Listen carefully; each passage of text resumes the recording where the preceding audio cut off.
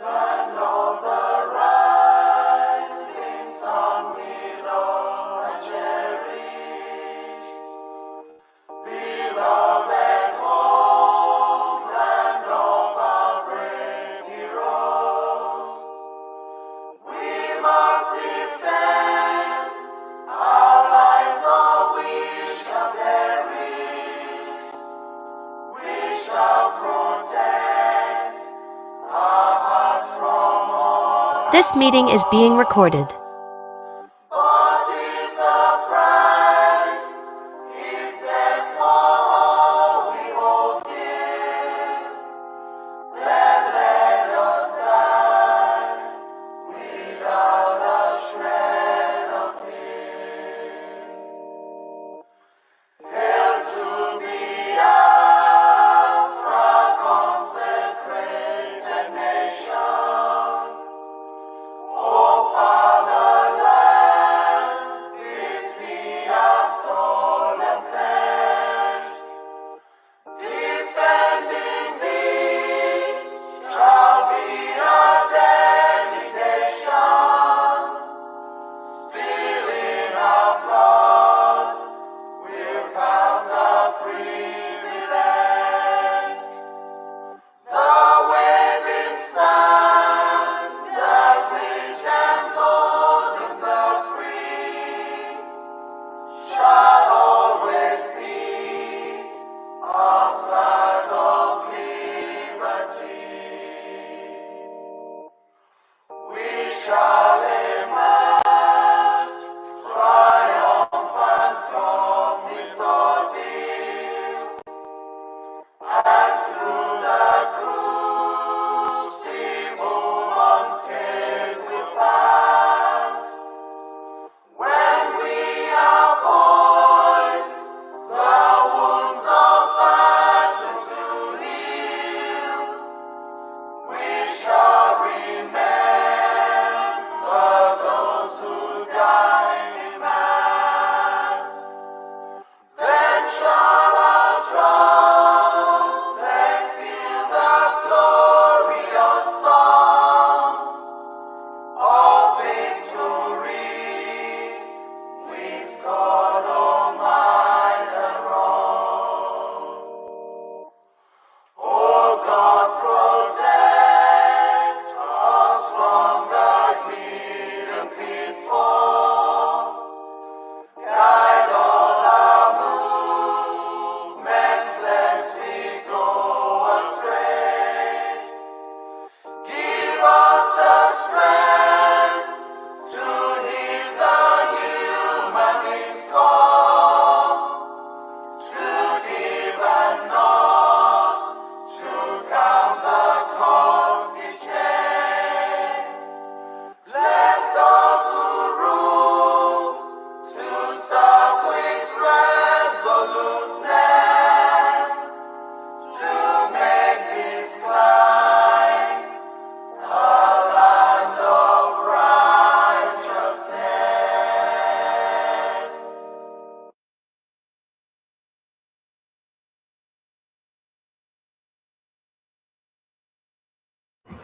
A minute silence to the fallen heroes of Biafra, which today we observe the remembrance of their existence, and not just to those that fell, and those that are standing tall to fight for us to see Biafra. And the time starts now.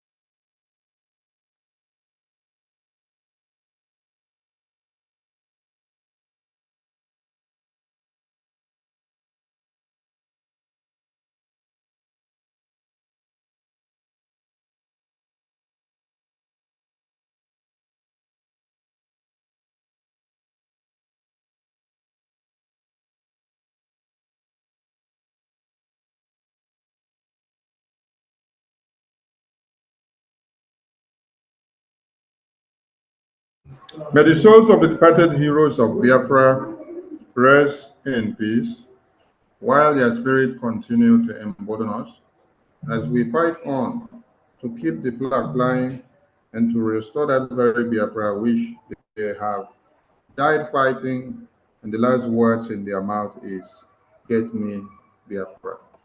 You say, you say, you say the BDF anthem, please.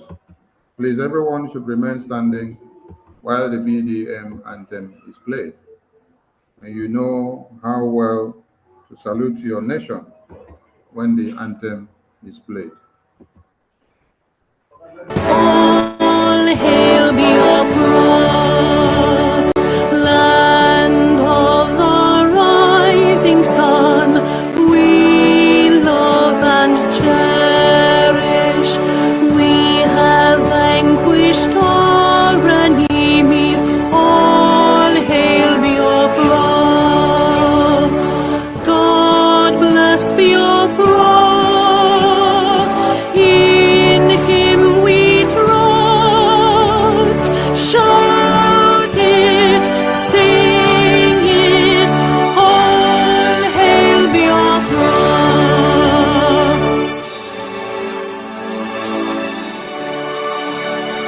God bless Biafra.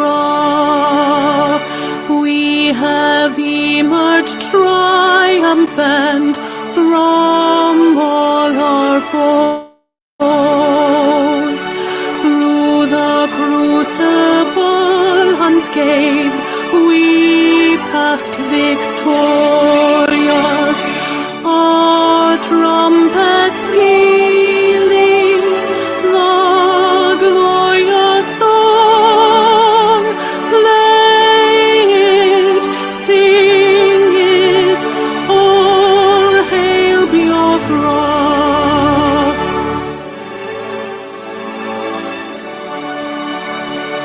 Oh, hail Biafra. We shall always remember all that perished in the struggle for our freedom. All hail our heroes. Our prayer shall be known both day and night. Say them always. All hail Biafra.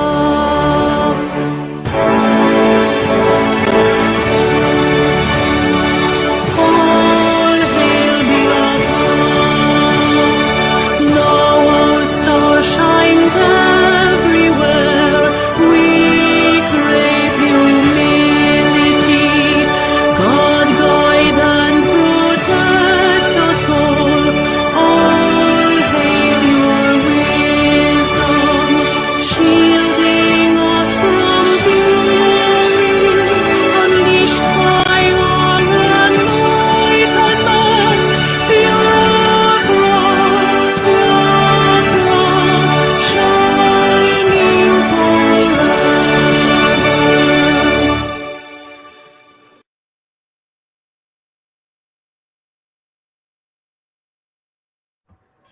Thank you, Professor. Over to you, please. All right, thank you, the Minister of Information. Can you guys hear me all right? Yeah, we can hear Yes, we you can hear loud you. and clear. And Professor, please, Yeah, in your program, I know this was not communicated before now. There may be the Biafran genocide victims, those that may have suffered the kwashoko and some other vices. So okay. they may be available to give some of their experiences and things that they saw, so that Biafrans will also understand what actually happened. Thank you so much. Okay, so we will have them go, if they are here, we will have them go after our veteran speech. All right. After Thank Dr. you. Okay, thank you. All right, good afternoon, ladies and Sorry gentlemen. to Professor Choma, there are people waiting, they said, They are waiting where? in the waiting room. Okay, No, we're taking care of that. We're taking care of okay, that. thank you. Okay, thank you. Welcome, ladies and gentlemen. This is day 2 of the BRGIE event to commemorate our Heroes and Heroines Day. We all watched our Prime Minister deliver a very powerful tribute to all Biafra heroes and heroines, to those that paid the ultimate price for freedom, to those that were wounded. He also paid tribute to all heroes and heroines that are currently serving in different capacities in the liberation of our nation, Biafra. We know that during the genocidal war, some of us may not have seen it, but we heard the stories, we've seen the images. We lost precious men, women, and children, even though Nigeria was not beating us in the war, but they resorted to using hunger and disease as a weapon of war. My mind goes to all those who fought and died, the children who were starved to death, our mothers with babies at hand who had nothing in them, but they still had to breastfeed. Just imagine, what would these children be taking from a woman who has nothing else to give? In all these, Nigeria continued to kill our people, supported by Britain and the likes of Britain. Post-war, Nigeria continues to kill Biafrans until we said no. We started fighting back. Many Biafran heroes, from our Colonel Odumegwu Ojukwu, fought at different stages, to our current supreme leader, Mazi Nnamdi Kanu, who Nigeria kidnapped, renditioned him, and they thought, yes, now Biafra is ended. They partied, they cajoled us with the help of the saboteurs within. Unknown to them that there is a man called Simon Ekpa somewhere. He is now the Prime Minister of the Biafra Republic government in exile. Our Prime Minister raised heroes and heroines who today we know fear no man. They fear no situation and they fear no enemy. Through the activities of the Prime Minister and the government that he leads, both in abroad and in the homeland, Biafrans, we have gotten our integrity back. Biafrans are bold to speak. The lawyers that are genuine are bold to speak. Men and women are bold to speak. Children are bold to speak. We can see over 30 million Biafrans in the homeland casted their votes for referendum to exit Biafra, Nigeria. We say thank you to all these Biafrans. We honor you all. We will never forget what we went through. So, in honor of our dead and our living, we have organized a couple of activities that we will start right now. And we will start by calling Honorable Obi, a member of the Biafra Security Administration Database and ID Card Committee, to give us a short presentation before we then call upon all the dignitaries that would talk to us today. Honorable Obi, welcome, and you take the microphone. Thank you. Thank you so much, Professor Choma. Good evening, everyone. Good evening, Biafrans. Good evening, PM. Good evening, cabinet members. Good evening, my team. Good evening, friends of Biafrans all over the world.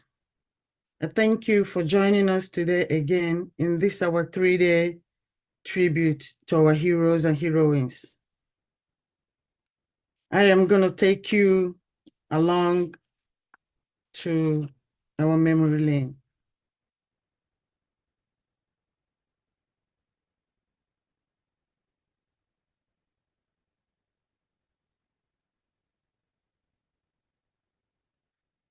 Can you see my screen? Yeah, we can see it. Thank you.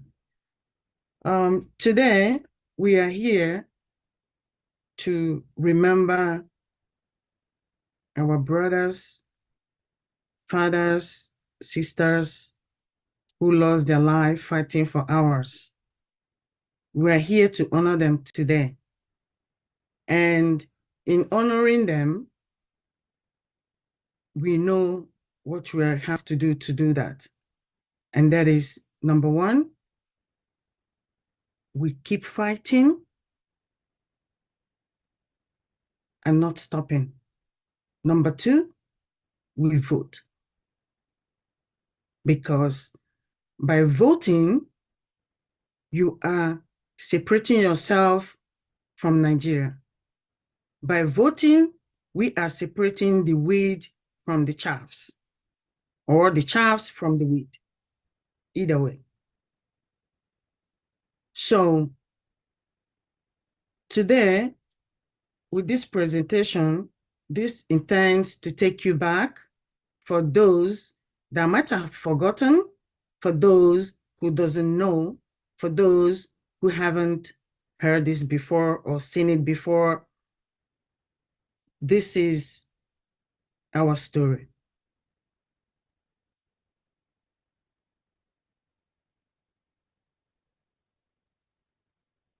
So I have to bring this one down. Biafrans must know that when government persecution becomes law, citizens' resistance becomes a duty. Don't forget that. This is our Ikemba, Odumegwu on the left. Following the widespread massacre of Biafrans by Nigerian government in the years leading up to 1967, and the resultant declaration of Biafran independence, Lieutenant Colonel Odumegwu left takes the oath of office as the Biafran head of state on June 10th, 1967. This is our hero, inspecting Biafran troops on June 11th, 1968. These men and women, they died for us. They died for you and me. This is another hero, General Philip Effiong, the man who stood right next to Ojukwu, the man who served without sabotaging, the man who served with all the love they have in them, just for you and I. This is a gallant Biafra.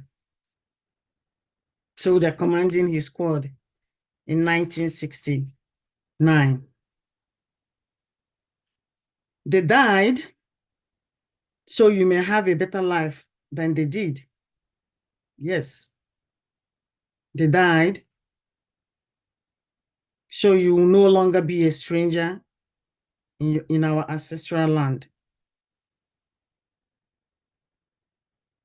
Look at them. These boys, they were not up to 15 years old, but they fought. That is how brave we are. Biafrans are not cowards. They are brave men and women.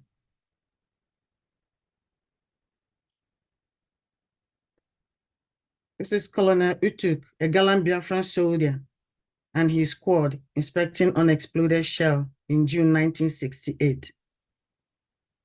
When you see all these brave men and women, what is going on in your mind? What are you doing to save the day? What are you doing to help Biafrans? What are you doing to save your nation? Ask yourself this question. If you are not doing anything,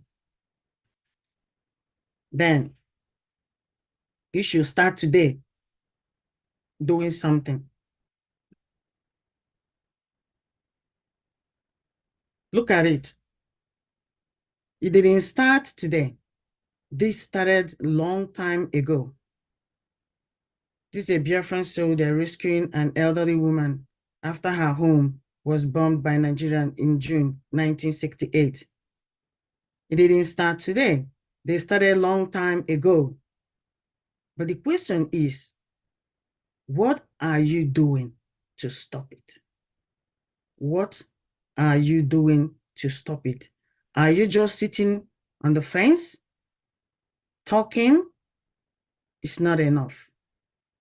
Are you just sitting there with the excuse that someone betrayed and therefore you don't know who to trust and then you stayed back? That is not an excuse. These men and women, they died so you can retain who we are, Biafrans. They died for the desire to protect their families, friends, fellow citizens from the genocidal Nigerian government.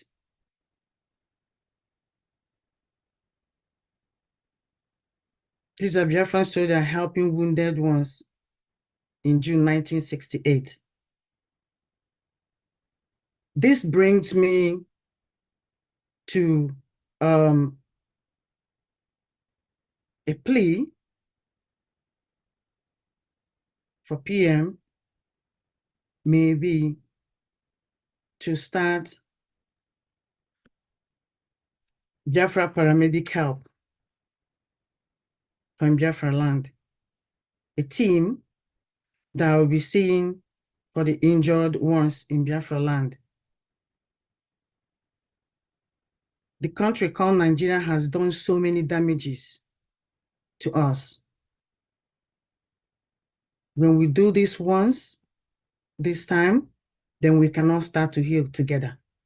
But we have to do this together. On July 16th, 1968, this picture shows a market in Onitsha in former Anambra State, completely destroyed by the Nigerian government. It didn't start today. On Wednesday, 24 September 2022, a Kototo market in former Imo State was completely razed by agents of the Nigerian government. All this didn't start today. And you know what? It didn't end there. All the people that died, they died for a greater cause. They died so you may have freedom, justice, and human rights. Here, up to present, the destruction of Biafra-owned properties, markets, and businesses continues. What are you doing about it? Ask yourself this question. What are you doing about it? Are you contributing? Are you helping for the cause? Or are you just watching? Watching is not enough. Everybody that lost their properties and those that lost their lives, you know, it's not worth it. It's not worth it. Why would you be in a country when your tomorrow is not guaranteed as a human being? Where your business is not guaranteed tomorrow. You just live by day.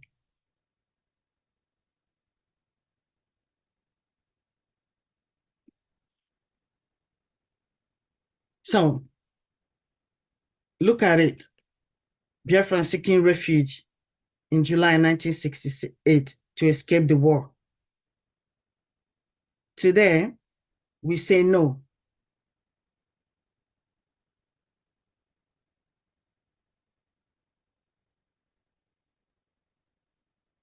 We say no.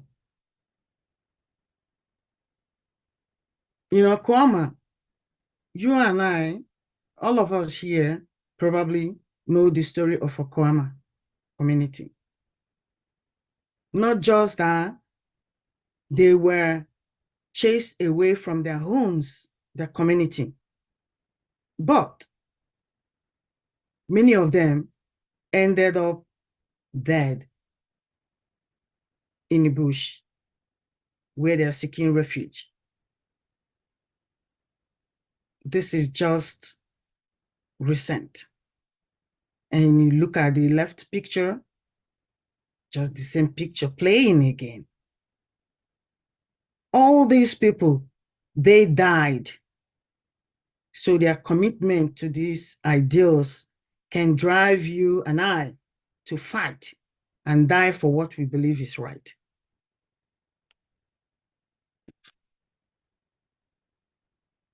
Look at it.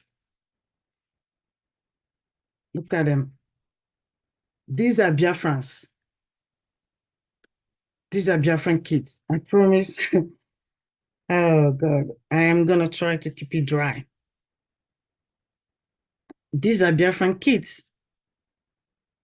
They died to protect our way of life, preserving the values and principles that define our nation. That is what they died for.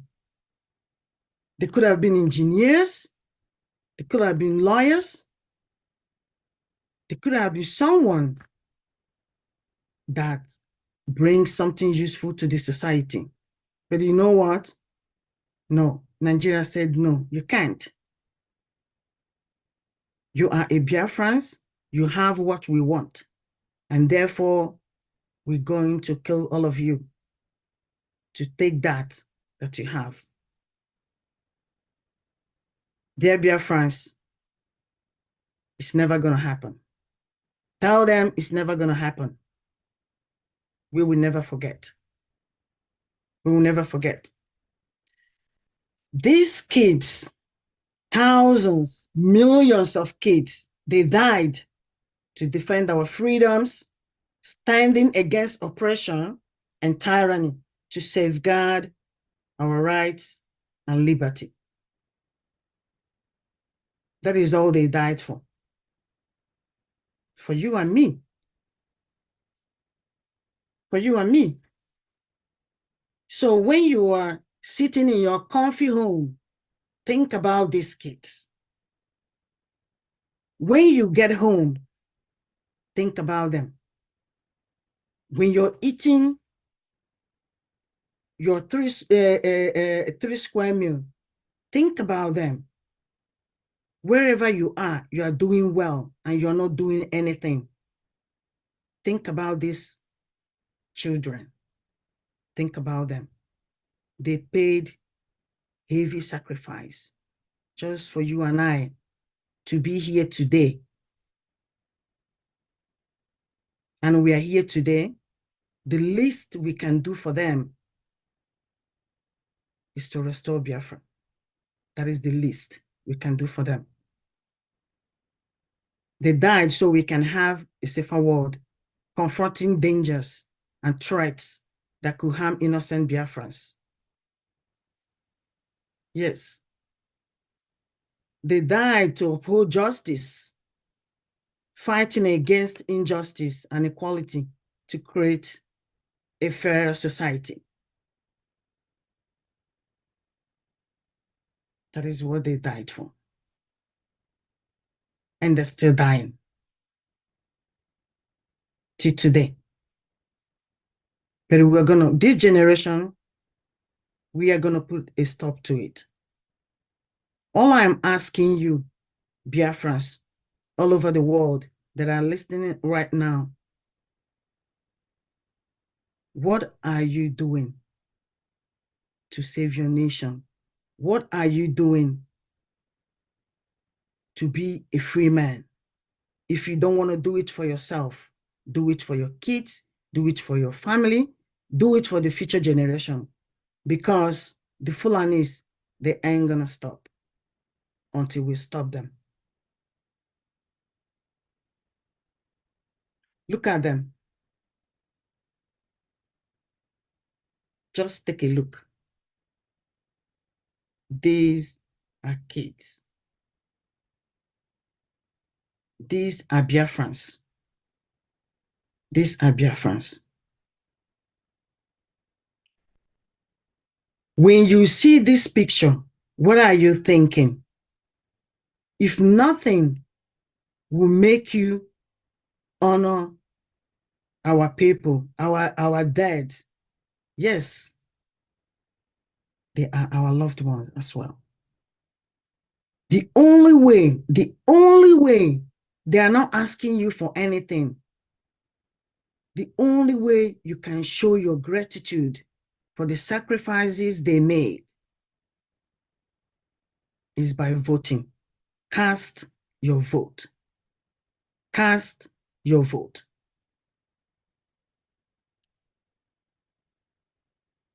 All the soldiers during the Biafran War, the sacrifices they made is just to protect their loved ones, ensuring the safety and well-being of their families and communities.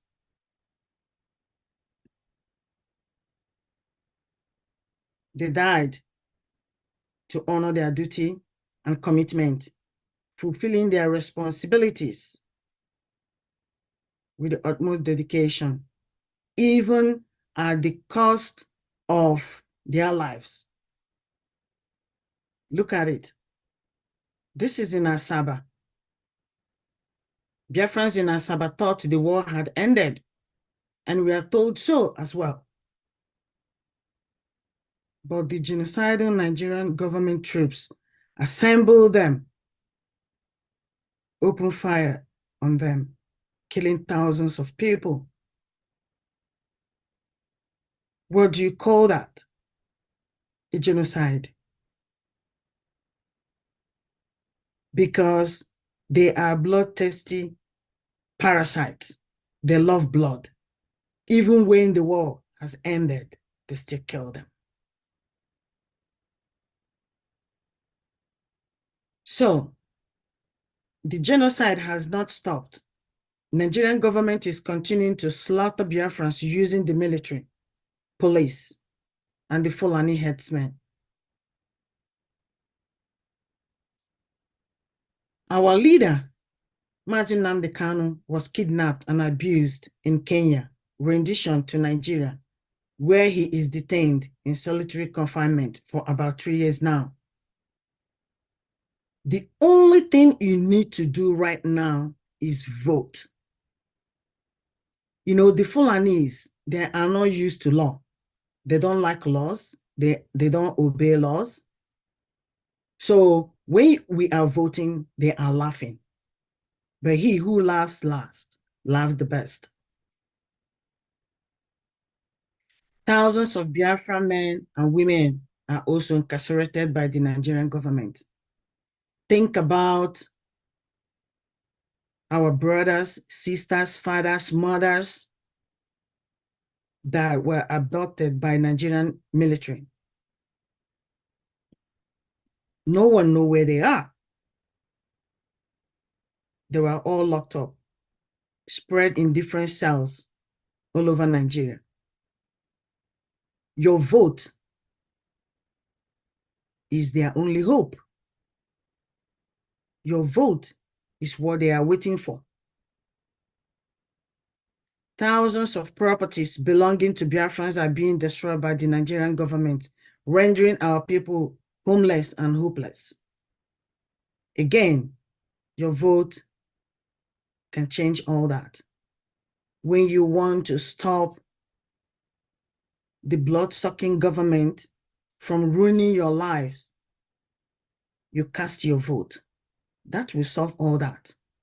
Nobody is going to steal your vote this time. This time, we will show them how to run a country with a happy citizen in Africa.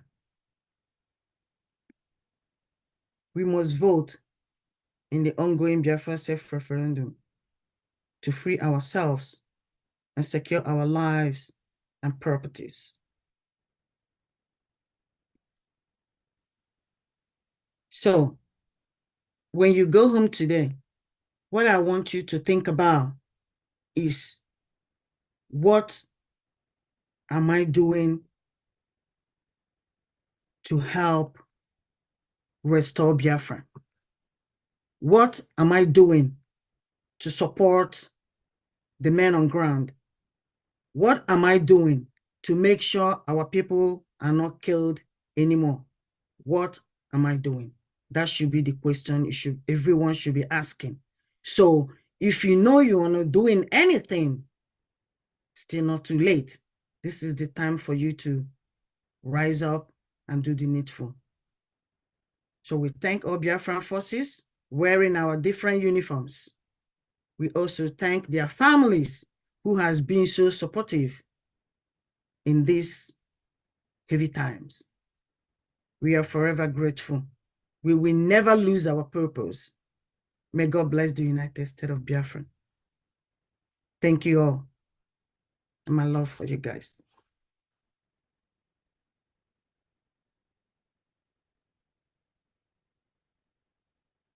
Thank you very much. Thank you so much. All right, dear friends, you've had our sister. There is a charge. What are you doing about Nigeria persecution of Biafrans? What are you doing? That is a question. The Biafra Republic government in exile and the de facto government in the homeland want each and every one of you to have a conversation with yourselves. Ask yourself, am I doing enough? Even if you are doing something, we must always strive to be better than ourselves. So if you started here, you must be doing better. Ask yourself, am I doing enough? If you have not started, ask yourself, why is that? Why are you indifferent? There's nothing that we are doing today that is more important than freedom. So please take this question, go to a quiet corner before you sleep every day. Ask yourself, what have I done for Biafra? If you're a Biafran, regardless of where you are, you don't have any other identity but Biafra. No other home. You may have adopted home, it's adopted home. So, as we move forward in our program, You know, we have assembled Biafrans that would really talk to us. And the next speech will be given by Dr. Emma Mwabeze. Ladies and gentlemen, we will have to hear from one of our Biafra War veterans, Dr. Emma Mwabeze. Dr. Mwabeze, who hails from Olo State in Old Imo State, was 26 years old in 1967 when Nigeria invaded Biafra. Dr. Mwabeze fought the war along with his comrades, some of whom actually died in the war, and may their souls rest in peace. But like many survivors of that genocidal war, Dr. Mwabeze moved abroad to pursue his destiny and ended up training to become a medical doctor. He has been an ardent supporter of Biafra liberation. Dr. Mwabeze has spent resources doing so. He is an active participant in Biafra self-referendum voting. So Biafrans, please join me in welcoming our most esteemed veteran, Dr. Emma Mwabeze. Welcome, sir, and the mic is yours.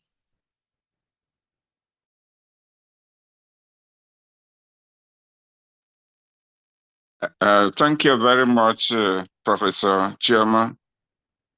Prof, we all love you. I have to start by greeting His Excellency Edward Simon Njoku, his cabinet ministers and members in the BRGIE, and also in de facto government in the homeland. I have to say that I'm privileged and honored to speak to you, mainly on the Biafran issue, Biafran war, and also do some touches about voting and ID cards. I'm aware that our Honorable Obi has already put a signature on that issue. I think I may digress from time to time, but the main issue today is not my achievements in that war, because it was a brutal war.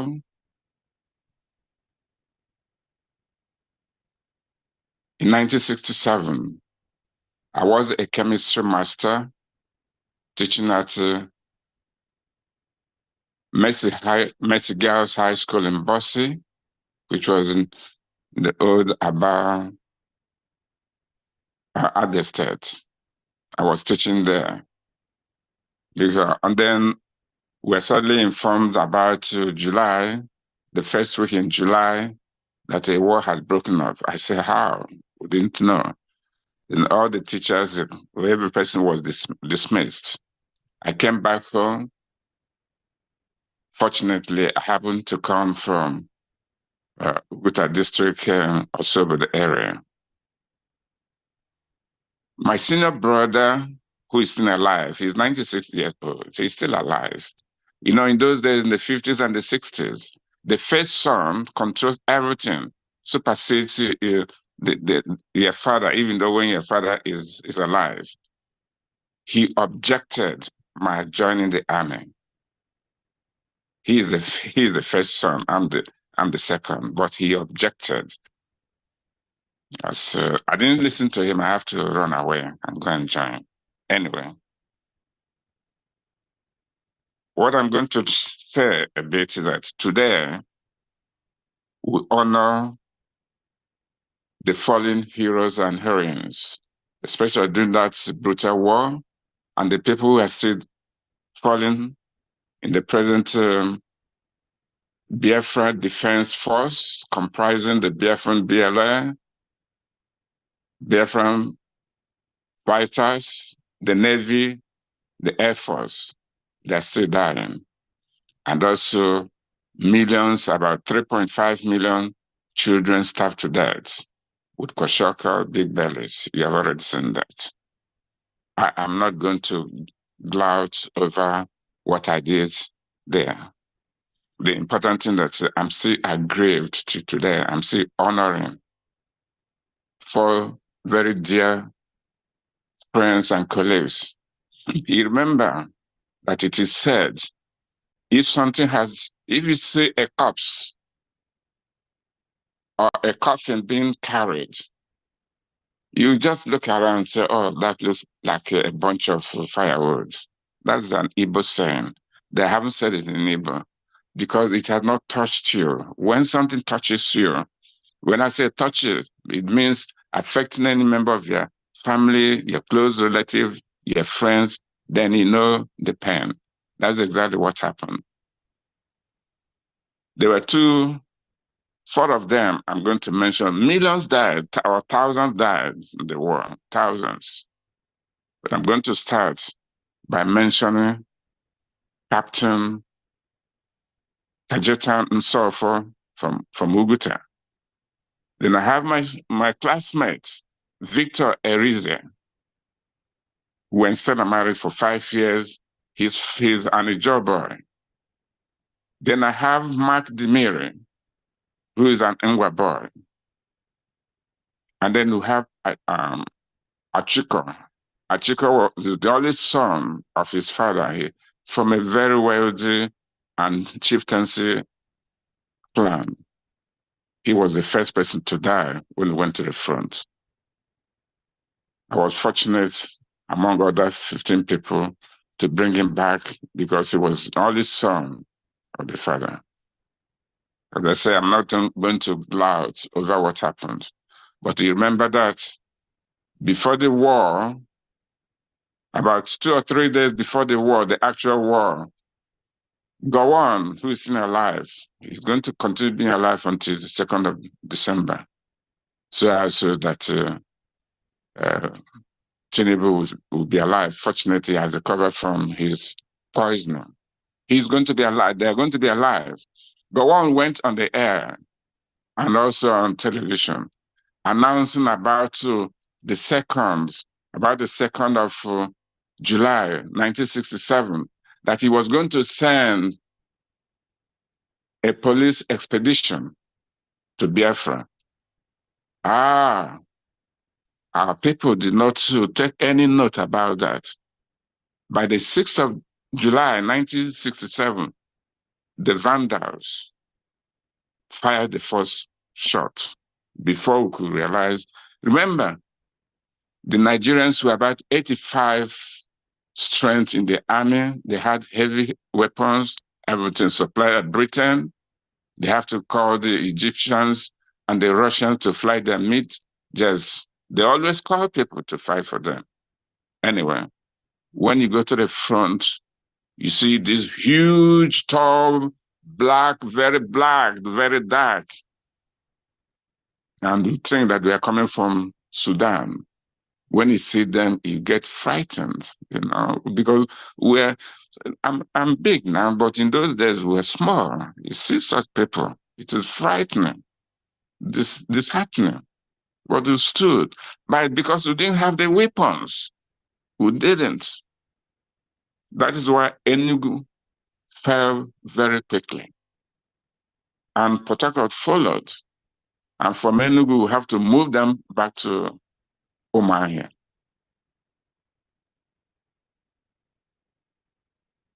So as I honor all the fallen heroes and heroines, these 4 people mean a lot to me, and their memory have always been in my mind to continue fighting until we achieve Biafra. You know, many people died. I'm very fortunate to be alive. I think I only reached home, I only reached my place when Owerri fell. I only got home.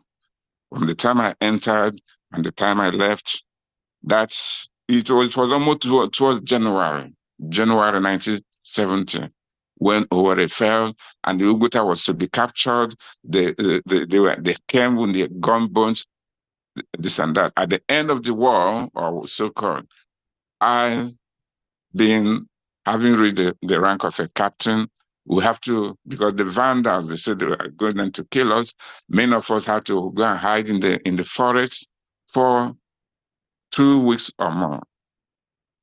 And I said I wasn't going to gloat over this, what I did. But I have to tell every person to be aware of this, that the war took us unawares.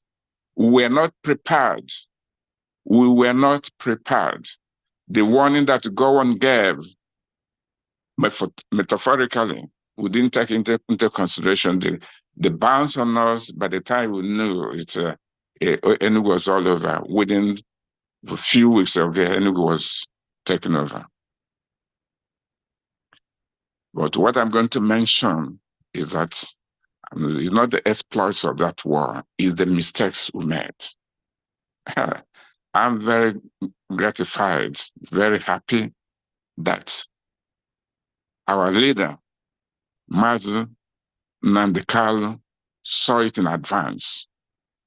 You know, this generation we have now are forward thinking. You know, look at the cabinet members. They are forward thinking. Our PM is forward thinking. We have the brain. They have been saying that we'll go to do everything with brain. They have corrected the mistakes we made. And that's in 1967 to 1970. They have corrected it. Nnamdi Kanu and Mazi, our Prime Minister, Mazi Saman Ewa, have corrected it. Let me tell you that. In 2020, on December 12th,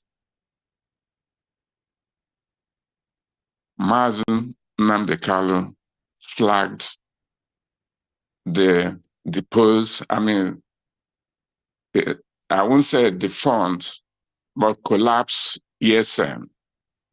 There were hundreds of thousands parading. We're all in awe what is happening.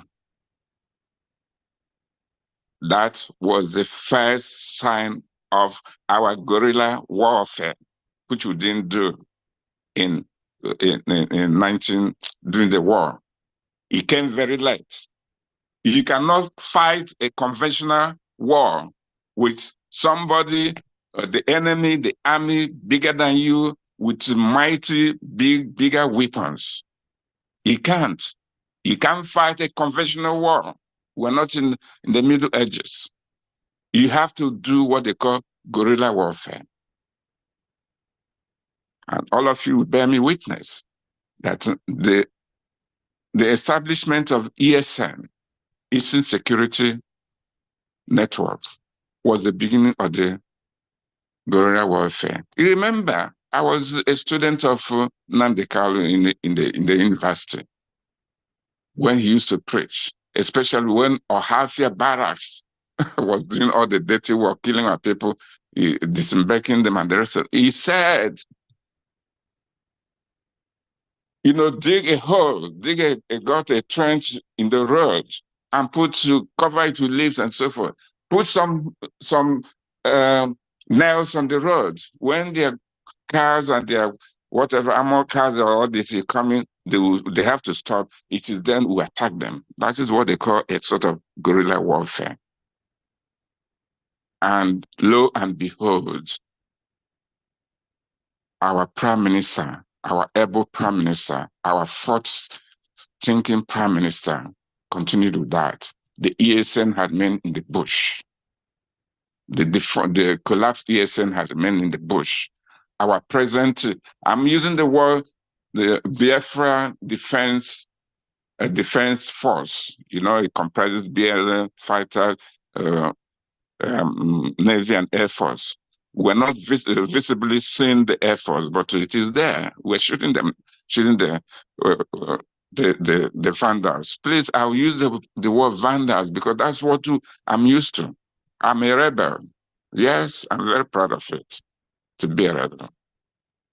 So these are the things that we're now correcting. And our prime minister had said something that we did not do during that war, during the Biafran war. Our prime minister now said on the 2nd of December 2024, when he declares this, we are going to defend our borders. We are going to defend our borders in the 40 states of the United States of Biafra. We didn't do it during the war because this was porous. We didn't have enough army. We didn't plan anything. It was pushed on us. Lo and behold, despite all these shortcomings, we're able to manufacture the RAP, research and production. They were able to manufacture Winigwe and other things and so forth to sustain.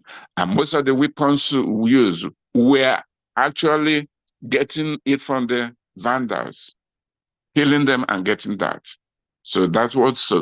But if we have started guerrilla warfare earlier, we could have dragged this into 5 years, and before then, all these mighty countries will recognize us. Yes, we are grateful to Tanzania, Zambia, Ivory Coast, Gabon, and Haiti.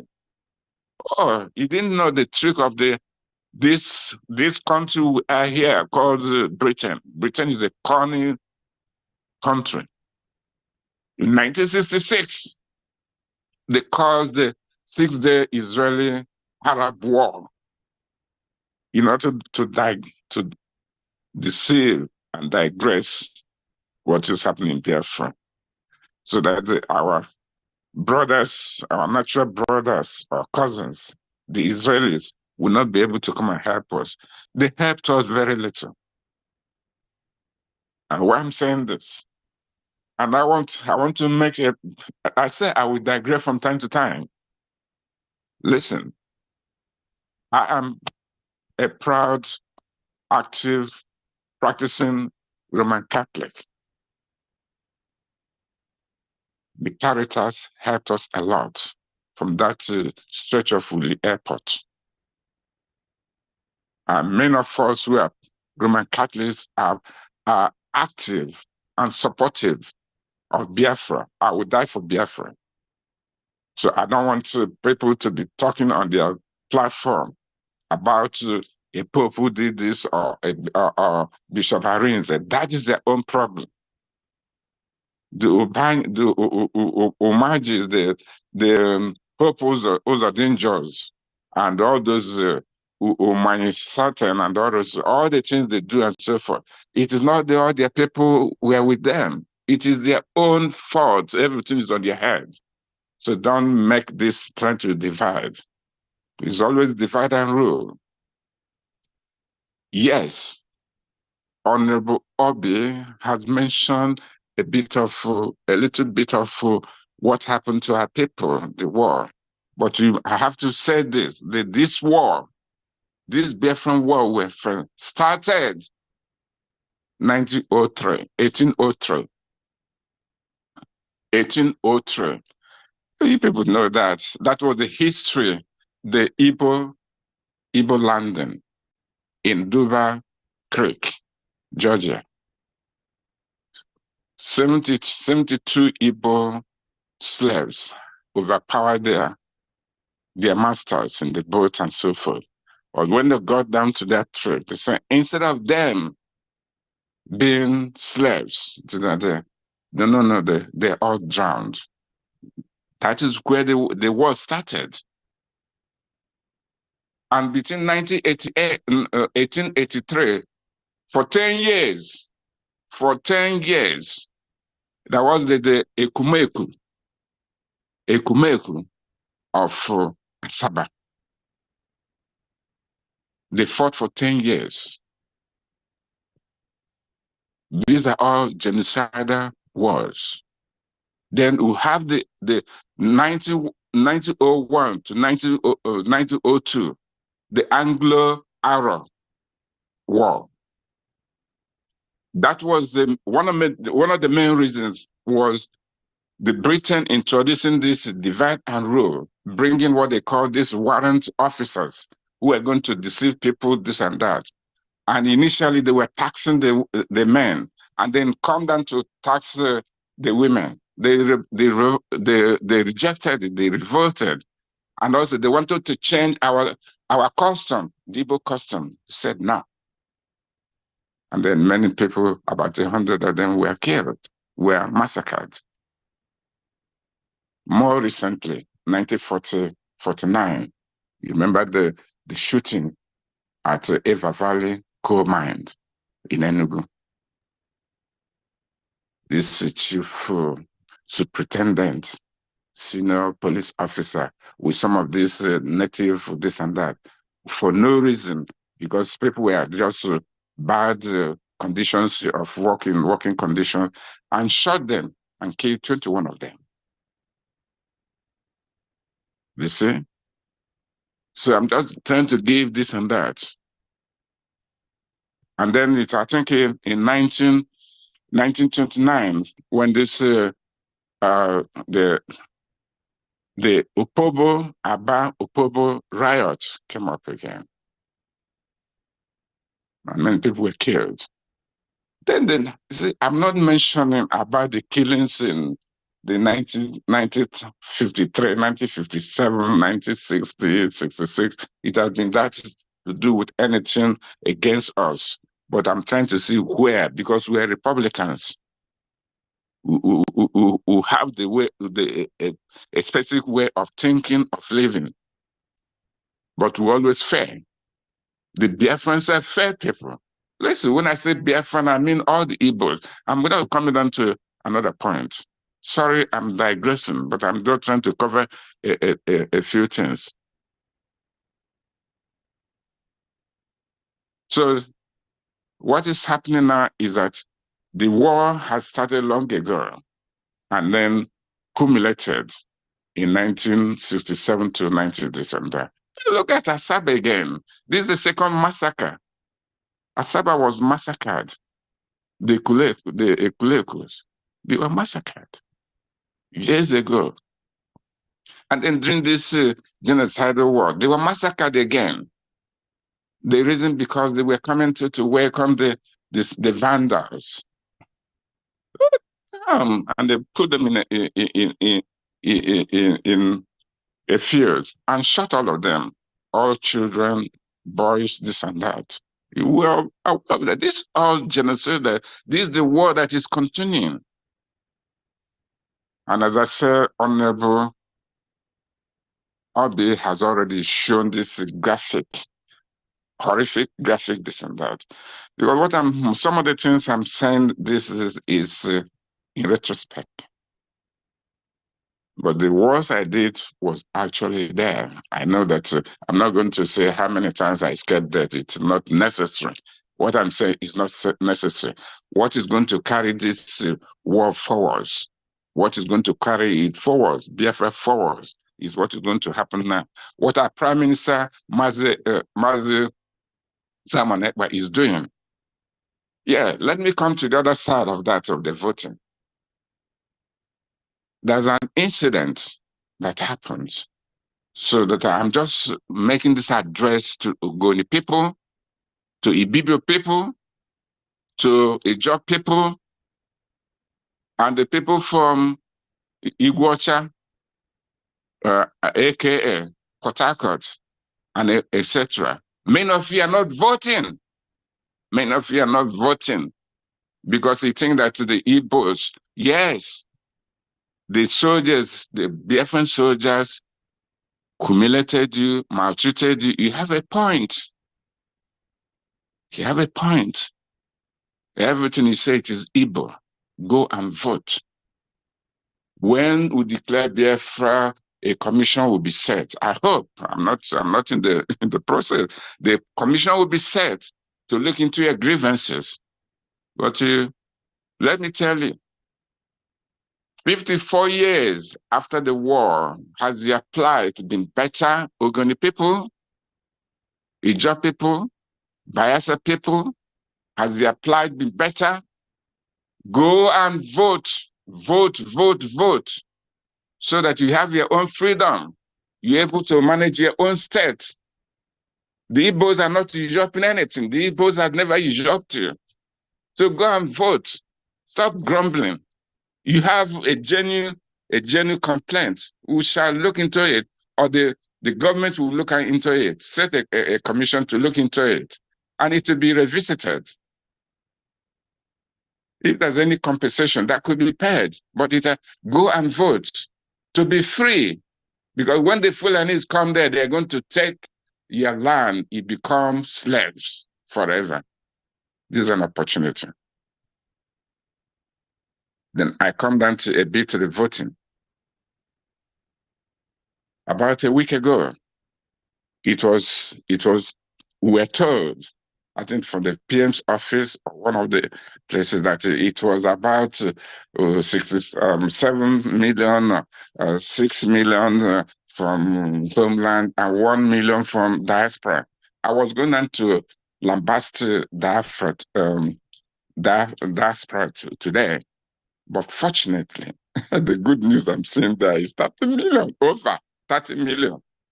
But remember, we pride ourselves, Biafrans, all the corners, all the 40 states, we pride ourselves that we're 80 million to 100 million. Where are they? Where are the 50s? Where are the 70 million? The people in diaspora are not voting. You should be ashamed of yourselves. You should be. If the Fulanis take over your place, you want to remain here as slaves? You could be kicked out, just like me. I can be kicked out. My passport can be revoked at any time if they want to. So diaspora people, come out and vote. Come out and vote. You're a Biafran. You're a Biafran. No matter how long you stay here, our people say, I'm sorry to speak in Igbo, Agracha must come back. No matter what you do, no matter where you go, you must come back. When are you going back? Biafra. But we are going to hold you by block us. Our promise, we hold you by block us. You have to give evidence of what he did, how you helped. You have to. So I can talk from now to kingdom come. One of the things also they say, charity begins at home. Charity begins at home. I, Imam Abeze, I'm very proud of my family, Abeze and the clan. We have been able to raise up to over to 122 votes. It may look small, but it is my clan. And some friends I have in Canada, in Enugu, you can name them, have some included. So what I'm trying to ask every person, tell your clan, tell somebody, pick one person. Listen, the people who have voted, they give them the names, I send them to Boniface, my UK rep. I gave it to them. They vote. They were struggling. Say, oh, brother, you haven't put my name. Brother, look at that. There's hunger in them. Make your people to have that hunger to vote for Biafra, and Biafra should come. You don't need to wait. You don't need to entice them because they want to be free. The other thing, you have not approached them. But I have to thank the Prime Minister and the BRGIE cabinet for their fast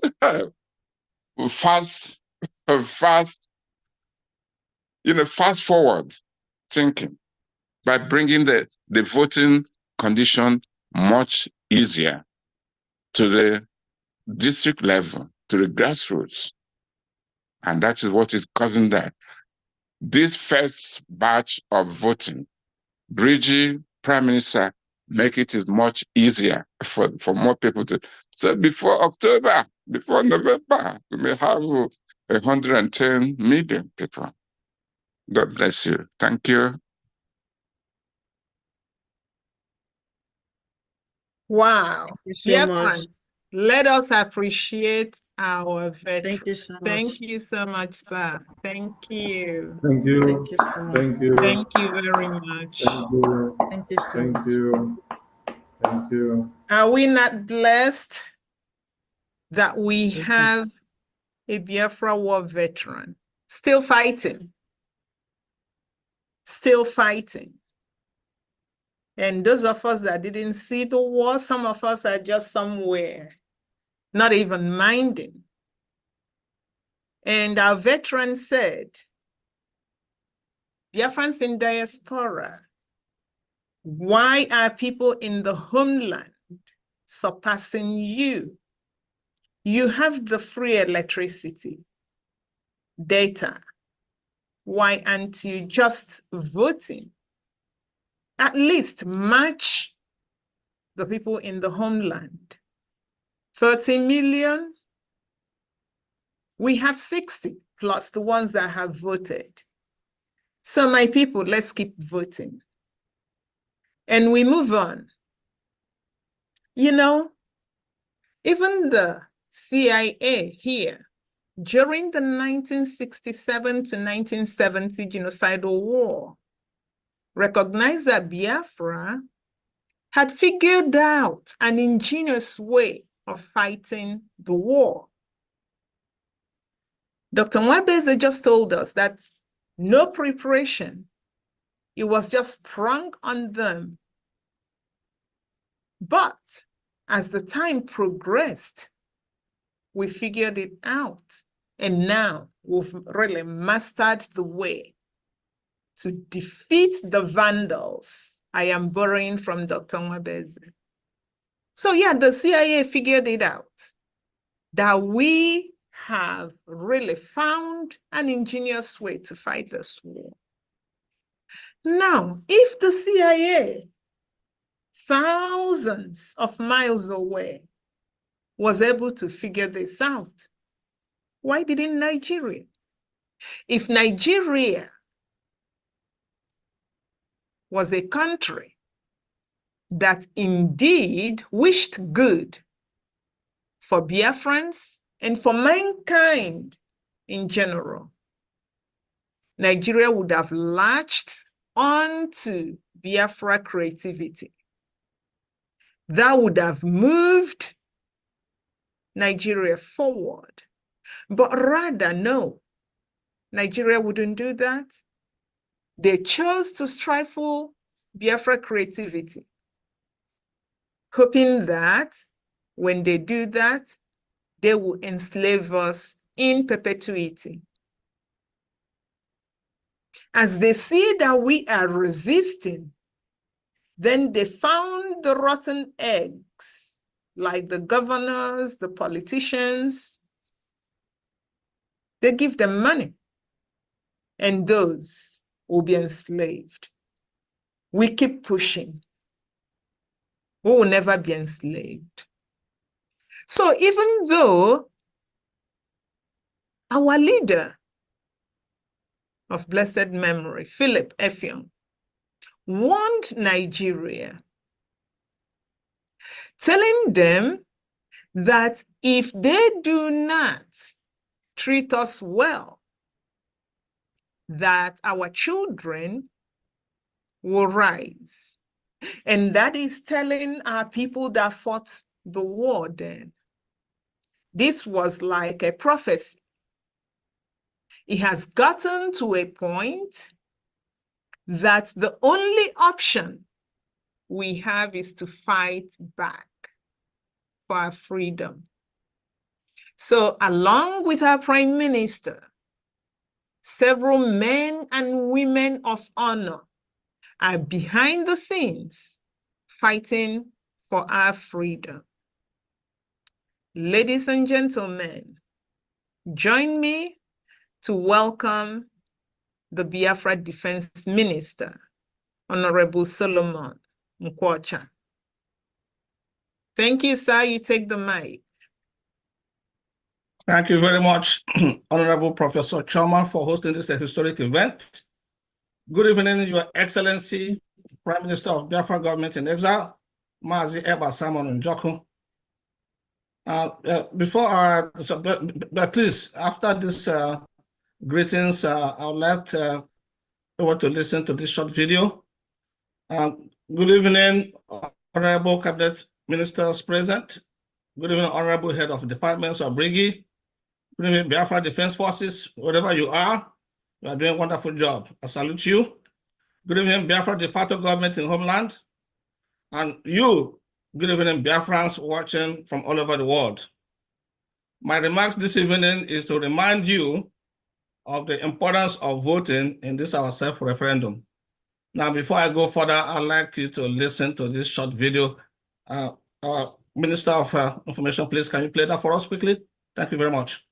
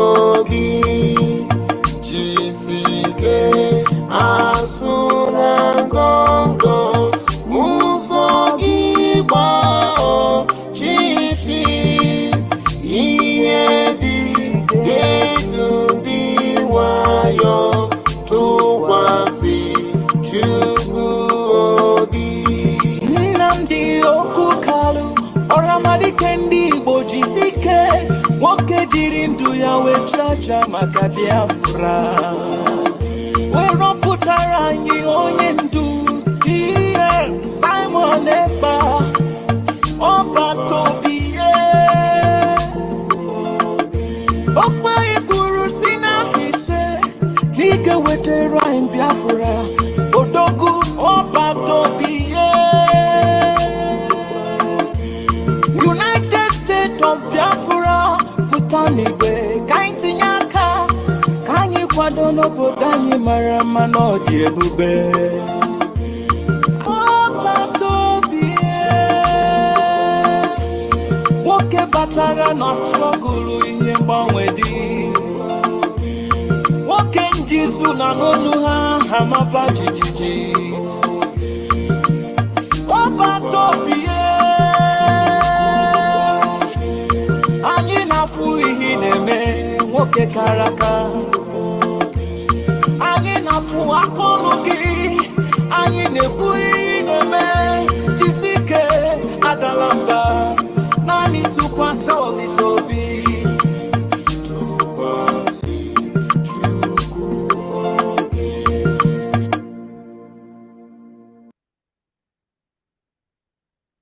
Thank you very much. Thank you, Maria, for that. So, I mean, Biafrans, we should be very, very happy and because we are very lucky to have two visionary leaders. Our leader, Mazi Nnamdi Kanu, and our Prime Minister, Mazi Simon Ekpa. They're visionaries because without them, I don't think we'll be here where we are today, trying to restore Biafra. Because the previous leaders, they pretty much gave up. They gave up and we were down to become slaves forever. But these two angels or honorables that came to our lives to say no, that we cannot be slaves in Biafra land, that we must fight. And every tribe or communities or region that ever gained independence, they always fought for it. It doesn't come easy. Freedom is not free. So freedom, you have to fight to get your freedom. Now, I just want to give you a few points. I'm not going to go into too many elements in this particular, to give you reasons why it is important for you to vote so that we can get freedom. One is freedom from powerlessness. Why do I say that? Powerlessness is when a region or a tribe is denied power. Okay? They have freedom for operation. Operation, when you're oppressed, the people, they deny you the benefit of participation, of economy, of your own resources. You are denied and you are given peanuts. You are very well oppressed. And don't take my word for it. So there is something they said here. It's an operation. It says operation fuses institutional and systematic discrimination, personal bias, bigotry, social prejudice in complex web of relationship and structures that saturate most aspects of life in our society. That's what it says. So that's not, I didn't say, that's not my words. So, and of course, we have freedom of marginalization. I know we've been saying, all the Biafrans have been complaining for years and years and years that we are marginalized. I mean, this is probably, you heard it 100 times for everybody saying that, even though those in the zoo keep saying that. So marginalized, and then we have genocide, freedom from genocide. Our people have died, because right from the Civil War, the genocidal war, to even present day, we're still being killed. So genocide has been committed against Biafrans. So, I mean, we can even, because from Mpo to Asaba, to Obibo, to Owerri, to Uzowani, to Enugu-Ezike, to even recently, Okwama. So there's been genocide committed against us. Now, there's another element that I want you to consider. The Fulani Caliphate Manifesto. Okay, the manifesto is to take our land over, to give it to their Futajelons, the Alamajiris that are coming, flooding inside Nigeria and coming inside the Biafra land. So they want to take over our land, and give it over and take over and enslave every one of us. That's the manifesto, and they're still doing it. They have not given up doing it because it's in the manifesto. It may take them 100 years, but that's the ultimate goal. Okay, another one is, because now we talk about democracy. Democracy, now, or even the constitution. Now, where have you seen a country that has two constitutions? We have Sharia law, we have the other constitution merged into one. It's never happened. So all these reasons that I'm giving you should empower you to say enough is enough, that we want to free ourselves from this mental slavery that we find ourselves into now. So, and we have to do it by any means, any means available to us. So it's probably be better for them, to like say, all right, fine. We know you guys are serious and want to be independent. So like say, okay, let's come to the table and discuss this. And maybe we can be good, like neighbors. We can be good neighbors to them. And of course, we can trade with them. But if they force us to fight to get our freedom, then there will not be such, friendly, neighbors again, because we're going to put our borders be as high as 20 feet high. We're going to erect that border wall. It's going to be even bigger than the one I have in Jerusalem and the Lebanese. So, but anyway, from going that one, so let's see about what we need to do. We need to do to avoid all these things I just mentioned, to give you reasons why we must exit Nigeria this year. We have started. I'm very happy to hear that over 30 million of all of us Biafrans have already voted. That's very, very encouraging. But we need more, much more. We want everybody to vote. I mean, we're about up to 90 million, according to estimates given to us, up to 90 million Biafrans. Okay, so if you are from Eastern region, you're a Biafran. So don't worry about that. Forget about all this propaganda by the governors, that try to scare us. What they try to do, intimidate us by killing us. If you come out with a flag, they kill you because you are fighting to become independent. I mean, for voting, do not be scared. I'm telling you, do not be scared to come out and vote, okay? Because they try to instill fear in you so that they don't come out. Don't let them win. They must not win this war. We are going to win this war, and our people are going to participate in the voting. We're going to vote, whether through gun, bullets, or sticks. We have to come out and vote, because forget about this intimidation they're trying to get, put on us.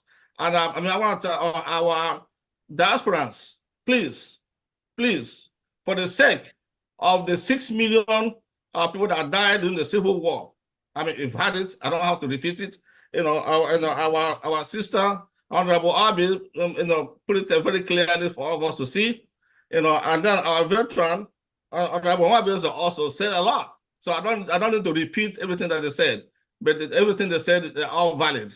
I'm just telling you to give you something that you can have as a reason for you to participate in this self-referendum that we are doing right now. Very, very important, because we are doing it for future generation. You're not even doing this only for yourself. Now, we're doing it for our future generations, our children, our future children, so that they can enjoy life. Look at what's going on here now in the Zulu nation called Nigerian. Look at what is going on. Our people are suffering. Cost of goods, untouchable. Our people at home are dying of hunger. They have no means. Many of them have no means even to buy medication for common illnesses, and they eventually die of a very preventable disease or illness because of lack of resources, monetary resources, economic resources.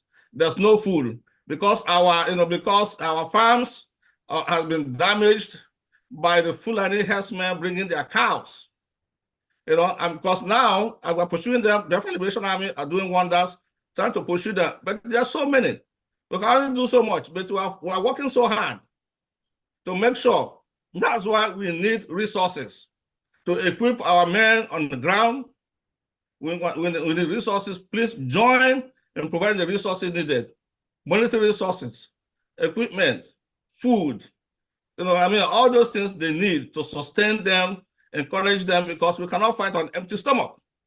We have to have seen our men on the ground. They call me, I know, I'll talk to them on an everyday basis, and I know their needs. There is a lot, and they're managing, they're sacrificing.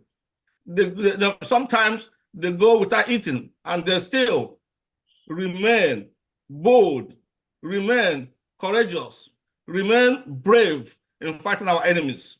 So that's why I want to encourage you, by voting, you are honoring the dead. You are honoring our heroes. By voting to get our independence, you will be rewarded by, at least for the generation to come, for what you did. For what you did, Biafra will come. For voting, Biafra will come. So I want to encourage you, from all these things I've just listed, the Constitution, that is not favorable to us, favorable to other Fulanese. from our natural resources, they take from our land and take it to the north, and we're suffering from power. We don't have any power, of course. All the powers are concentrated in the north. Okay, from depression, from genocidal incidences that we've been seeing, killing of our people, for the reason of they say they want to have Biafra. That's all, which is the right of every human in this world. You have the right to want to be independent, to pursue your own goals and aspirations, to pursue your own destiny. When people come together, they have the right to be on the self if they want to. And we say that we are tired of being part of Nigeria because of their evil plans against us. They have evil plans against us, and that's the reason why we don't want to be with them anymore. This has gone on since 2014, from 1914 to 2014. That's 100 years.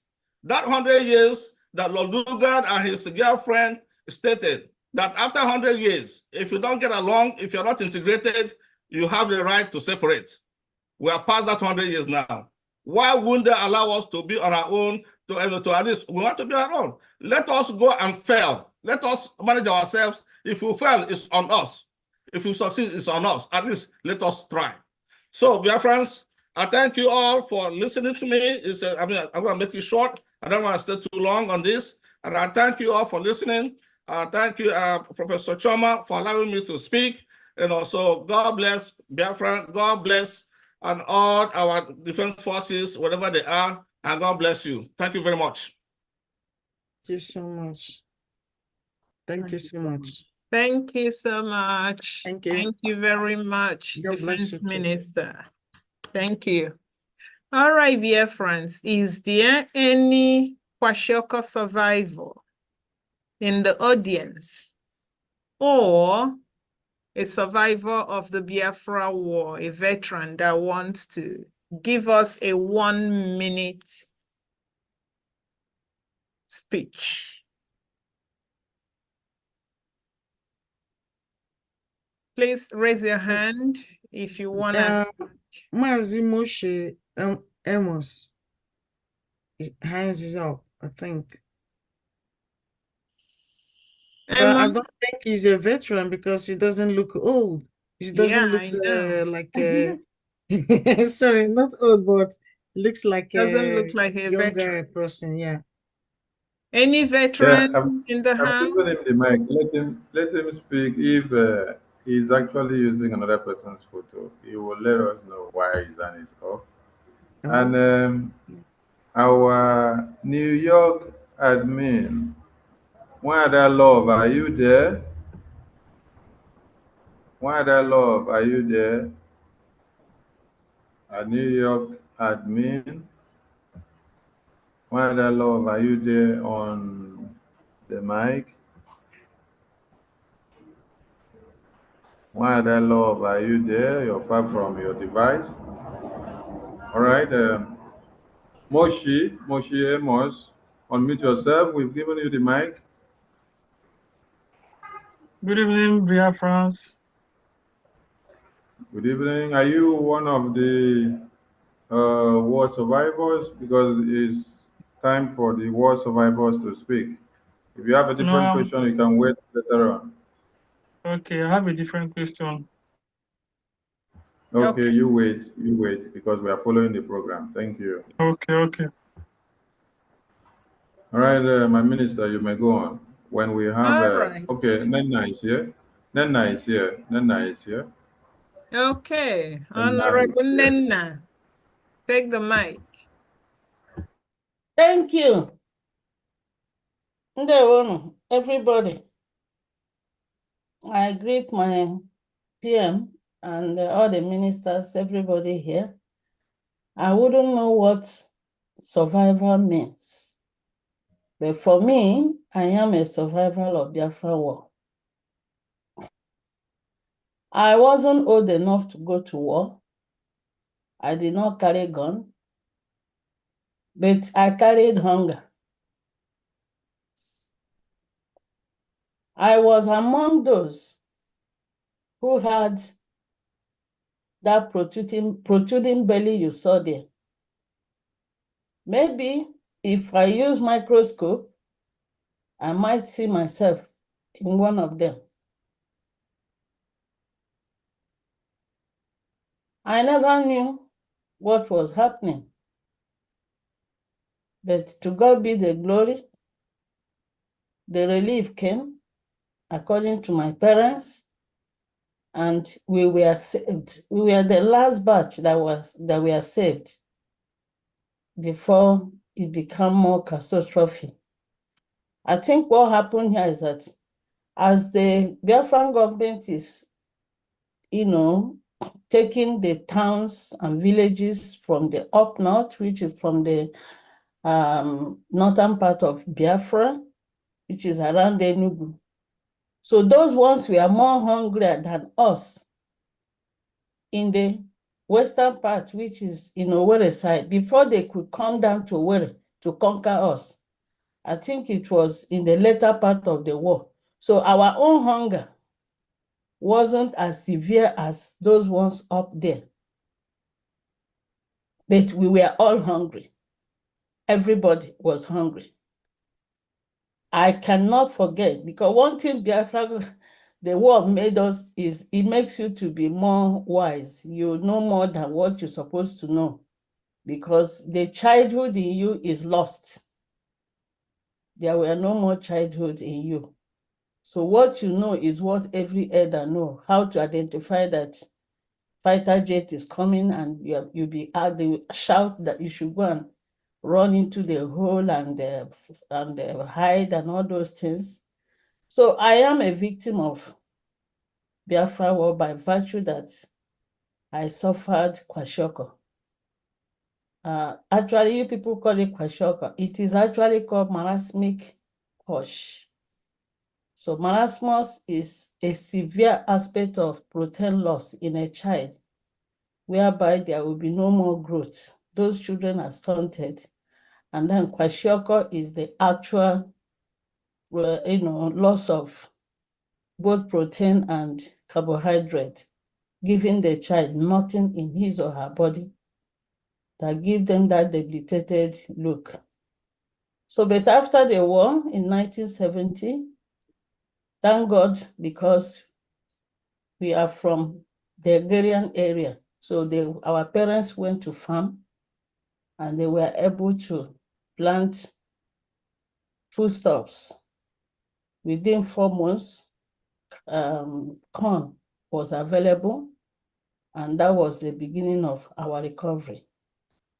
But one thing I did growing up and knowing this type of story is to dive into understanding, why did we suffer? Why did we children suffer so much?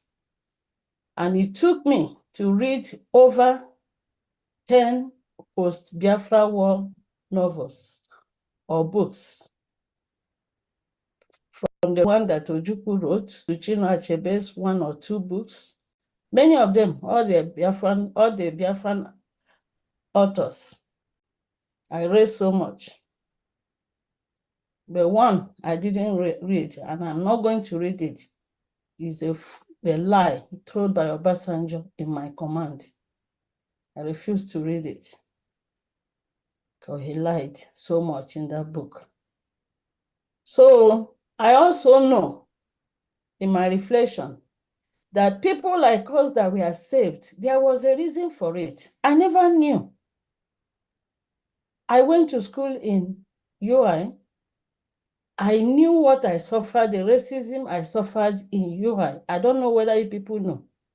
Racism in University of Ibadan. Just being an Igbo is all what you need to be. And I mean, I can't remember how many times I beat somebody very well in the class because you curse Ojukwu. You don't talk about Ojukwu when I'm there. You don't. So I now knew that many of us who were saved and are alive today, it was for a day like this, so that we can be part and parcel of the recovery of who we are, the restoration of Biafra. Many people here don't know why I am engaged in this. They don't know. It's not about any position. It's not about anything. It is about restoring back the dignity of a Biafran child whose dignity was exposed. You saw it there. None of them had clothing on their body. And it is day and night, 24/7. They are naked, exposed to the elements. You are talking about someone who has no food in the stomach. How will you be talking about wearing a dress? The dignity of a Biafran child was lost.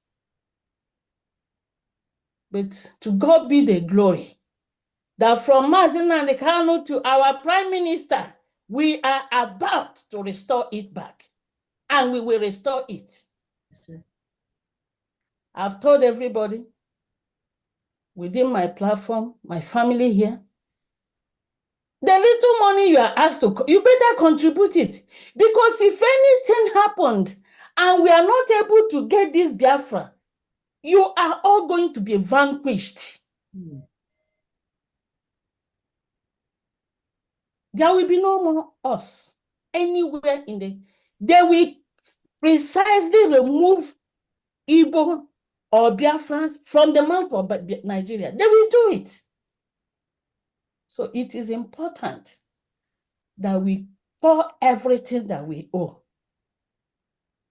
so that Biafra must be restored. Our dignity must be restored. Our name must be restored. Our culture, our well-being, everything that we are has to be restored. I was listening to the veteran that just spoke a few minutes ago. He made a segment of fact. He said Nigerian government took them unawares that there was no guerrilla warfare. I say, okay, so this guerrilla warfare is actually a good thing. So I begin to understand it. So it means we are standing on a good footing. And this war, we will win. And Biafra, we will restore. And I will go back home. In my 100 years, 98, I will tell my great-grandchildren what I did and what I said for Biafra to come. Biafra, we must get. Airborne. Thank you so much. Thank you so much. Thank you, Ma. We honor you. Thank you. Thank you so much. We will never lose our purpose. Biafra, we must get. Papa Luke, take the mic. My honorable minister, members of cabinet, Biafra public government in exiles, de facto government in homelands, all administrators, Biafrans around the world. It is an honor, it is a privilege to be alive and to witness what we are doing today. Remembering what we have been through. I guess for me, it has always been a living memory. As old as I am now, I thought I have overcome, but I still have not.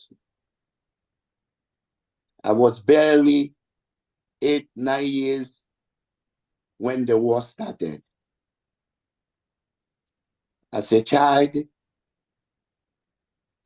know, we played, and I remember I was in school. My father was a headmaster of our school. And all of a sudden, we are not going to school anymore. We have no clue what was going on. As a child, we don't know. We knew there are some movements.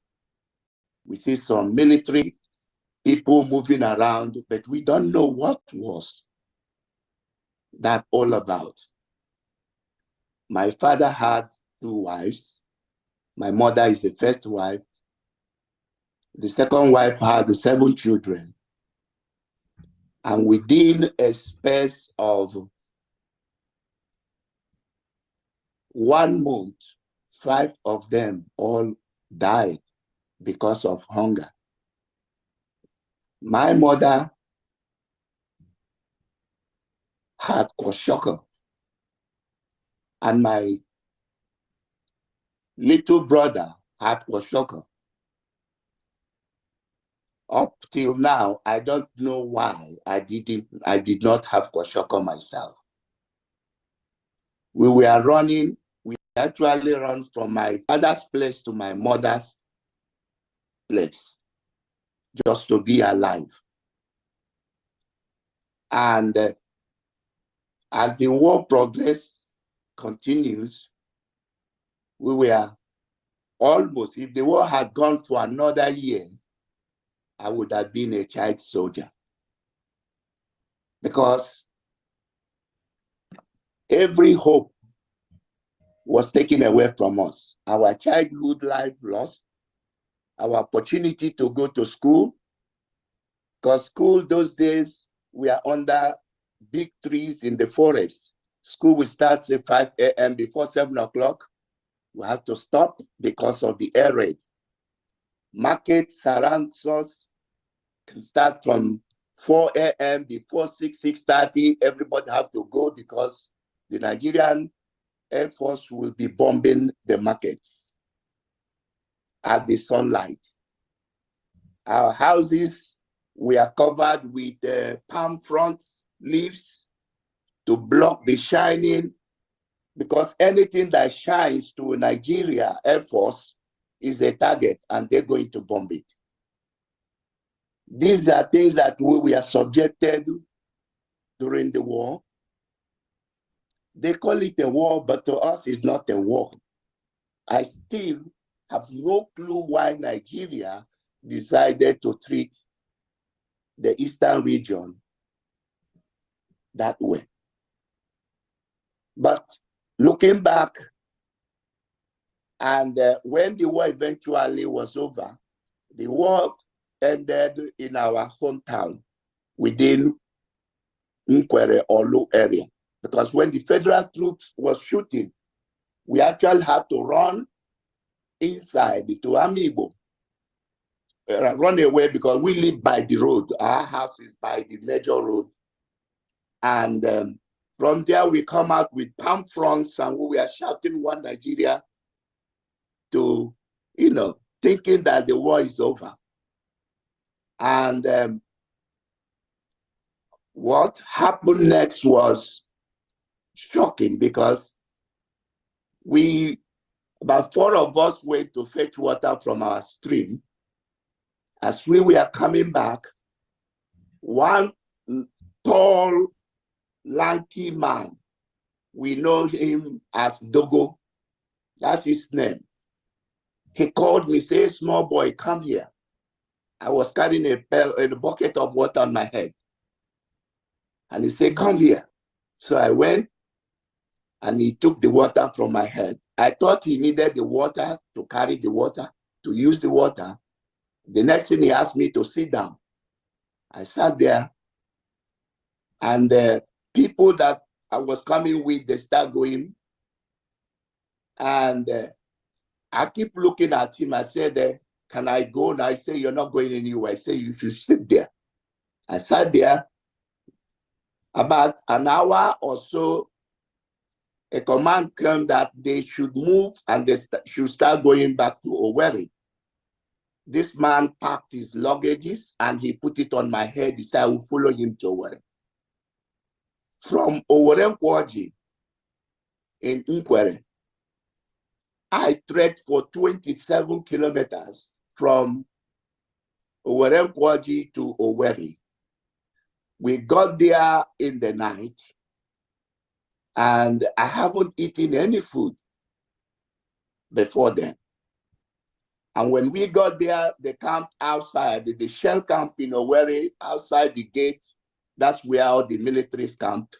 And by the time we got to Owerri, you cannot see any human being walking around the street, because people who are alive have all run away. The whole town was like a ghost place. We slept under the, outside there, and the next morning, they command this battalion of Nigerian army to go to Ngokpala towards Aba. And we started again. By then, in the morning, my legs swelled. I have not eaten any food. And we started trekking again. And as we started heading towards Aba Road, on both sides of the road, you can see corpses, decomposing corpses, both old and young and children, people who were walking and they could not go any further, they fall over and they die. We continue walking. When my Oga, we call him that time, the Dogo guy, there were family that had bike with all their belongings on top of the bike. They commandeer, they used all those military terms. They commandeered this bicycle from the family, and this Nigerian soldier, Dogo, used the bike and he just went ahead and he forgot that I was coming with him. And when we got to the Ngokpala junction, we don't know where. We continue going. A group of us, about 20, we just keep going. But we noticed that the number of people coming are lesser. We don't know anything. I keep going until we get to Owerenta. Owerenta, there is an oil mill in Owerenta. There's another set of army that we are there. So when we get there and saw this other set of army, we just stopped there, and I was almost fainting because I've not eaten for almost 2 days.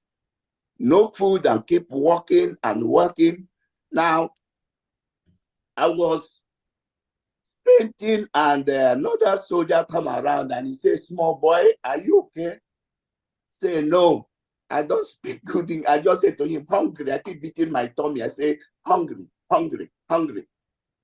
He said, "If I give you Gary, will you have water to?" I say, "Yes, yes, yes." I don't know where I'm going to get water, but let me see the Gary first. So he went and used the bayonet. There is a aluminium thing the military use for their food, and he brought Gary and he gave it to me. There's a house of the captain in charge of the battalion. I just went there and said to them, "Please, can I have water?" So I need water. The lady there graciously gave me water and poured it inside the Gary for me. I was using my hand, just eating like crazy. Within minutes, even seconds, I finished the whole thing, and then I fall down, and whether I fainted or I fall asleep, I think I fall asleep there. And that lasted till the next day. And as I woke up in the morning, I started looking for this man that gave me Gary. He happened to be someone from the Ikotepene area of Biafra land, but was fighting for the Nigerian army. His name was Linus. So when I found him, I hold him, I say, "You saved me, God will save you. You saved me, God will save you." As I was crying and holding, he said, "No, that's fine." He said, "How are you here? You are just by yourself." I said, "Don't." I said, "My Oga, that way, my Oga." Keep pointing back to where we come from. He said, You mean you are just by yourself here?" I said, "Yes." He said, Can you stay with me then?" I said, "Yes." And that's how I stayed with this man. And of course, before the evening, they were ordered to go to Aba. So at Umongasi area, we stopped there again. The next morning, we went to Aba. When we got to Aba, there were not even a lizard. All you see is corpses all over side of the road. Now, we went and stayed at Ovom Girls High School in, what is it called? Obohill side of Aba that time. Now, from this time, my mother had no clue where I was. And this man, after some time, he was given leave to go and visit his parents to let them know he's alive. He survived the war. He took me to his village. And we went to his village. He wanted to leave me with the mother as his trophy from the war. But I refused. I managed to follow him back to Aba. This lasted from January till July. Nobody knew where I was. My mother had no clue where I was. Until one day my mother prayed and she came to Aba and said, Lord, I don't know where my son is, but I'm going to look for him. If you can help me find him. So my mother started coming to Obohil. And I traveled from the Ovom girls. It's quite a distance. Coming to the Obohil area, that's where my Oga was, he was on duty post that day. Coming along the road, I was coming and my mother was coming. I was looking at her, she was looking at me. And I recognized her. I called Mom, say, look. We both run and hugged ourselves. She cried and I cried. I told her that the military that took me refused to let me go. And I took her to where I was, to my master. And the man promised that he is going to let me come with her to go home the next day. He would be paid and he will give me money that I will go. That convinced my mom. My mom went back to my sister's place and I went back to Ovom girls. Now, the day came, the man refused to give me any money to go home. And my mother again waited 2 days. She didn't see me. She came back. When she got to that point we met, she lifted her and said, God, this is where I met my son. Please help me. I want my son again. She was standing there for some hours and a young man that was walking by. And he called the young man. He said, please, my son, I am looking for my son. He said, his name is Luke. Do you happen to know him? This man said, yes, I know Luke. I know him. He's far away. My mother pleaded that he will lead him to where I was. The young man agreed and started to bring my mother to where we were staying. It was quite a distance. My mother was telling me, she said, well, Lord, if I die because of Luke, he said that is enough for me. And when they get to where we were, in the middle of nowhere, I went to the money market to buy stuff. She didn't see me, but they acknowledged that that's where I live. My mother stayed in that place. When I came back, guess who I saw inside the house? It was my mother. Immediately she saw me, she took the food and threw it away and grabbed me by the neck and said, we are going now. That was how I escaped the trap of the Nigerian army. And we went back home. Now, this might mean nothing to people, but you can understand why my life is dedicated to make sure that Biafra is restored.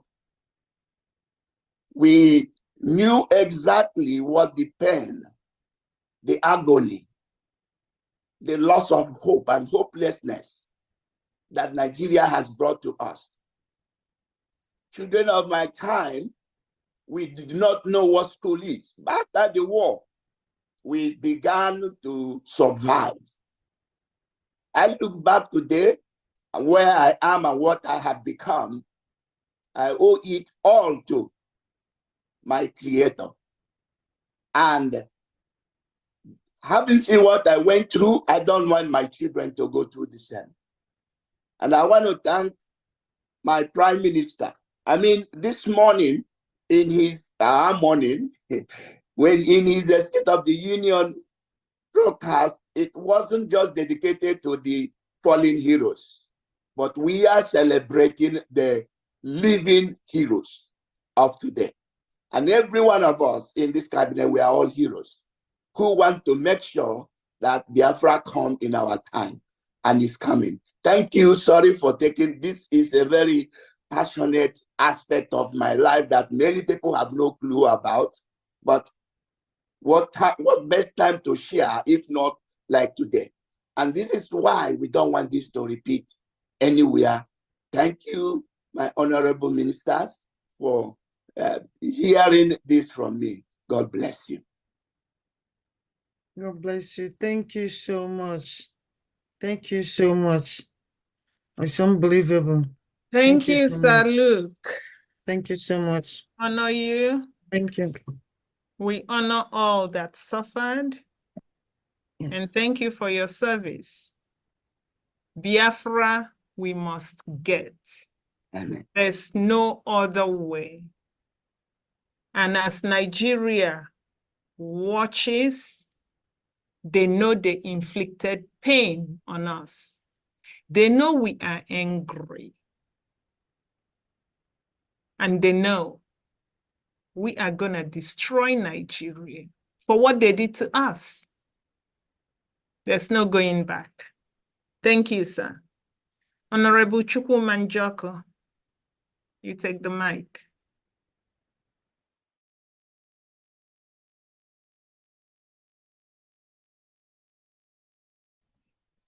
Thank you, Professor. Dear friends, Prime Minister, honorable ministers of Biafra Republic government, I'm glad I've been following, and all this while, I'm getting these testimonies, I've been shedding tears, then going back memory lane. Well, I didn't go to war, but I was a survivor of the war. Today, by God's grace, I just clocked 60 years. So that you will imagine. And I was among those who suffered the kwashiorkor. Why was it so? I was 3 years. I was 3 years around that, 67, 68. You know, one fateful night, I was in the kitchen eating with my elder brother, who is still alive today. He went to war, just like Sir Luke said. We were all eating together with my mom. So they came and conscripted. This one now, it was Biafran army, not Nigerian army. They conscripted my brother by force. Took my brother from our home, from Bano area where we live, and then to unknown destination. Women, God will bless all of you for their determination. No mother would like in open daylight see her child die. My mother left us all behind. Me and my other younger one started running. My mother left, following from our north side, went to Okigwe, and then that is how she was asking question. Yet for how many days my mother was away? Ask me who was feeding us? Nobody. So to cut it short, we experienced hardship. And we saw it. It wasn't palatable to us. And I thank God. I give God the glory today that I read through what happened, and I saw what happened. At the time, my father was in the Biafran Army intelligence. So in the heat of the crisis, he managed to. Our area very bush. We are diving inside the bush when the fighter jets come, bombing everywhere, bombing schools, bombing this. When they started bringing relief materials, as small as we are, all of us, we run to the field where the helicopter will land with corn meal, with corn meal and so on and so forth. We are all receiving. But when our area was about to fall, then we have to run inside the interior bush, and very far away from us. That is where my father kept us, inside the bush. So whenever they get something, they bring. Sometimes we don't eat. Sometimes we eat. When they get something, they'll come there and give us, and then go. He will go back. So all these things happen. The people who never saw war, and especially the people who are maltreating us right now in the north. I happen to be a teacher, and I choose to serve in the north. I served in the north, and I retired in the north. So there, they were even making mockery of us. An Hausa boy who happened to be under me, I was his HOD. Then he openly told me that we, no matter how we struggle, that we are slaves in Nigeria. This thing, I retired in 2014. I voluntarily retired. So this boy told me that we are slaves in Nigeria, and that nothing will make us come out of this slavery. And with this, bearing this in mind, I said, no, whatever thing gonna happen, let it happen. I must make sure I pray every day in my prayers, even before join this struggle, right from home, before I came to where I am, you know. At the time I was in Nigerian politics, but God spoke to me. I listened to the voice of God. I have to abandon everything. I have to abandon everything just to the line of this, discussing it in the north. They say they will kill me every time I'm bringing Biafra. They call me Biafra in the north. As I say, okay, anything you like, call me. So our people really suffered, and anybody who is not making effort, anybody who never subscribed to this freedom movement and make any impact or make any contribution towards emancipation, that person will suffer. That person will suffer. And as a child, 3 years, 4 years during the course of the war, what I suffered, what if my children now begin to suffer the same thing and I'm not there? Who will take care of them? They will curse me. For we knew that I know what happened, and we experienced this, and I did nothing. So that is why I keep in myself. I say, no matter whatever it takes, and no matter how little I could make. So let me be partner to this, and maybe God in His infinite mercy, we hear our cry this time around, and save us, because this would have long-term agenda to annihilate us. They don't want us to live at all, because I know I interact with them. You understand? So anything Biafra, they don't want to hear it, and anything they can do to make sure that they change our name, even our environment, they will do it. And this is what they plan on ground. So I thank all of you, and we that survive, I give God the glory, and may that which happened to us never happen to our children. And we have to, all hands must be on deck at this time. That's why I just with myself, I'm happy to say, let me just listen, follow this one. I will follow everything that is happening up to the end, right away. But the regrets I'm having, and that's what I always tell my rep in the US. The regret I'm having is that most of us Biafrans that are here where I am, I'm in the Caribbean here. So many of them don't seem to understand. I was discussing with somebody today who called himself president of Nigerian Association. Sir, forget about Nigerian Association. Nothing. You don't know Nigeria more than me. I've visited the whole 36 states of Nigeria. I lived in Kaduna for 3-4 years. You do understand? So I work in the north. You do understand? And Nasarawa, I worked there for more than 20 years. So I don't know what you're telling me. They say, no, what you can do, that we coming together, we can regain ourselves, and we can reposition ourselves politically. I said, my friend, stop that. So I quarreled with him. I said, don't call me. I will not talk to you again until when Biafra is restored. When Biafra is restored, you will say congratulations to us. And I know you are a Biafra. You say, yes, you will be a Biafra, sir, but then you're not doing good to yourself by not telling God that God save me and save my generation. So let me just hold in there. I thank God that I survived, and just like many of us. So thank you very much. God bless. Thank you so much, sir. Thank you so We much. honor you as well. And the last speaker would be Veteran Dragon 2, so that we go back to our program. Thank you. Veteran, take the mic. Thank you. Thank you, Professor Chioma. I want to thank you for what you are doing for Biafra. Yesterday, when you were tearing Kenneth, I was glued to your speech, and I'm so happy you did what you did.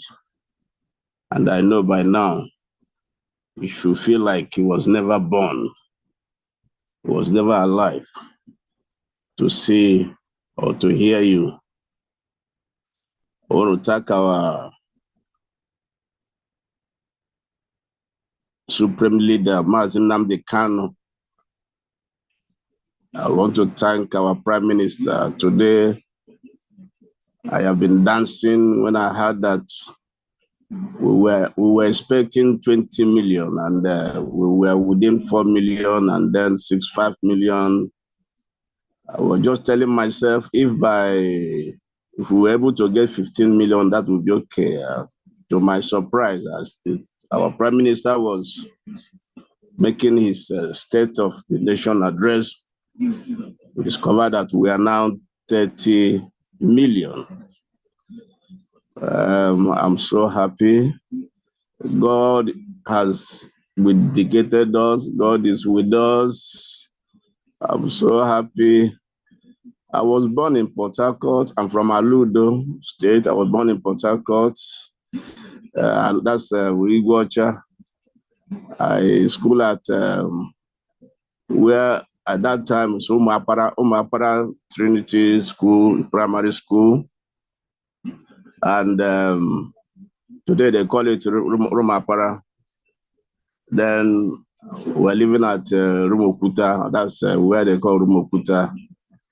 And then the coup happened. After the coup, then when Hiroshi was killed, our leader Juku began to ask, where is J3? I won't forget when he keep on asking, where is J3? Because when they killed him, they just said he was kidnapped to an unknown destination, and they kept mute for a long time. Then eventually the war broke out, and then I was in secondary school at that time, year 2, that's Form 2 or Class 2, whichever we choose to call it. Then we began to organize, before the bus company was formally integrated into the formal military. We began to organize ourselves as youths, and then parading at night. Then those who went to Second World War, when they saw us, they now joined to help us, to train us as a boys company. Then while that was going on, we lost Bonnie through shell coming in disguise, as if they were carrying, coming as for business. We didn't know they were carrying Nigerian troops. We lost Bonnie, and gradually, one fateful day, the shelling sound began to sound so close to us in Port Harcourt, in Iguacha. And someone who was on a bicycle from my one, Port Harcourt is divided, my 1, my 2, my 3. From my 1 came over and said, just said to my father, what are you still doing here? That Port Harcourt is about to fall. Then immediately Immediately, we just took what we can take and then locked the door. Then my father said we were two, myself and my other brother. He said we should go to Grinta, and when we get there, we should wait for them. We went on a bicycle. So I was riding. When I'm tired, my other brother will ride, carry me, and then I will carry him until we go to Grinta. Then, and the shelling was now sounding closer and closer and closer and closer. Then eventually, when we got there, the very man that came to us and said Port Harcourt was about to fall now met us where we were still waiting for our parents to come around. He said, why wait for them? Come join me, let's go. Then we joined him and we kept with the bicycle. We kept on going. Then my parents, when they now came to where they asked us to wait, they didn't find us. And there was no news as to where we were. So my parents suffered a lot, looking for us, running for their life, at the same time, looking for where we were. We couldn't meet each other. We parted ways. Then eventually we were able to get to where they call Ogbe, I think Ogbe, yes. Then we got a train to Aba. Then at Aba, I was at Umogele, a place called Umogele. Then after that, some time, then I went back to Aludo. I went back to my very village. Then in my very village, I now enrolled in the Red Cross. That was where I served throughout the war, in the Red Cross. There was a barrack in Kano. There was another barrack in Anya. Those who are from Aludo, you will know these places. So in the barrack that was in Kano, that was where we were trained as members of the Red Cross. I was never in the medical field, but there was a crash training. So after that, we were now posted out to the hospitals and to the war front. Then the first hospital I saw was Telu. That's where I began to see casualties as they were coming in. I cannot be able to narrate some of the casualties, what we saw when we were in the hospital, treating them, dressing them, the kind of wounds, deadly wounds that were. It was so horrible. And at this time, they will be coming with this plane that the Russians, Egyptians were flying, bombing markets, bombing anywhere they could bomb. Then finally, I was taken to another place that's in the war front, where we were now taking care of the soldiers, because when they carry them out from the war front, that's the first place they bring them to, before we now move them to a normal hospital. At that place, I won't want to mention the place, that's this place, because the kind of thing I saw there, you see, a whole town was deserted, completely deserted. Bushes have taken over a whole place. Buildings, you wouldn't know them until as you are going into the bush, you will not discover that there are buildings here. You will see skulls, human skulls, skeletons, all over the place. So that was where I now served till the war ended. But one thing that was remarkable was Biafra was divided into two at a point toward the latter end of the war. We had Biafra 1, we had Biafra 2. Those of us in Aludo were in Biafra 2. So what happened is that the Vandals have come to Umahia. So, you know, from Aludo to the other side, you have to pass through Umahia in most cases. So it became 1 and 2. And the Biafra 2 was majorly feeding Biafra 1. Now it came to a point where the soldiers in Biafra 2 now decided to go back and rejoin with those in Biafra 1, and they called it breaking of corridor. That was where we had the highest casualty. So breaking of corridor, it was planned to break the barrier and then move back to Umahia. Now, that night, the soldiers came to my father's house because my father was close to the barracks and we were all living together. And they said to my father that we want to leave, so it's your option. Either you join us or you stay, make your choice. My father said, okay, let's stay at home because since this is home, so there's no place going again. So they moved. It was later we heard that it was terrible at the breaking of the border. A lot of people died, souls were lost. So what we suffered during the war is not something that any Biafran should stay aloof, should just keep on watching, stay on the sideline. And it is not something that anybody that is a Biafran should just fold his hands and watch what is going on. We thank God what has happened today. We have been vindicated. Biafrans are very hungry. We are looking forward. Everybody is tired of this so-called Nigeria where that devours its citizens and destroys life and property. So what happened today? I am drinking. I am happy. I'm rejoicing. We have 30 million. So even before December 2, I don't know, we'll be up to 70, 80 million. But I'm happy. I rejoice with you, my Prime Minister. I rejoice with you, all the cabinet members, everyone, Sonia Agbarawa, Finance Minister, every one of you. We are toasting now. I'm toasting with you, please. Let's rejoice. Biafrans have shown that we are tired and we are hungry to regain our liberty, our freedom, our God-given freedom. So we are home already. Nigeria is dead and it's finished. They've lost it and lost it and lost it completely. So I thank every one of you for what you are doing. Those of us who are now 70-something, we are happy. We are more grateful to God that we have kept us alive to see this day.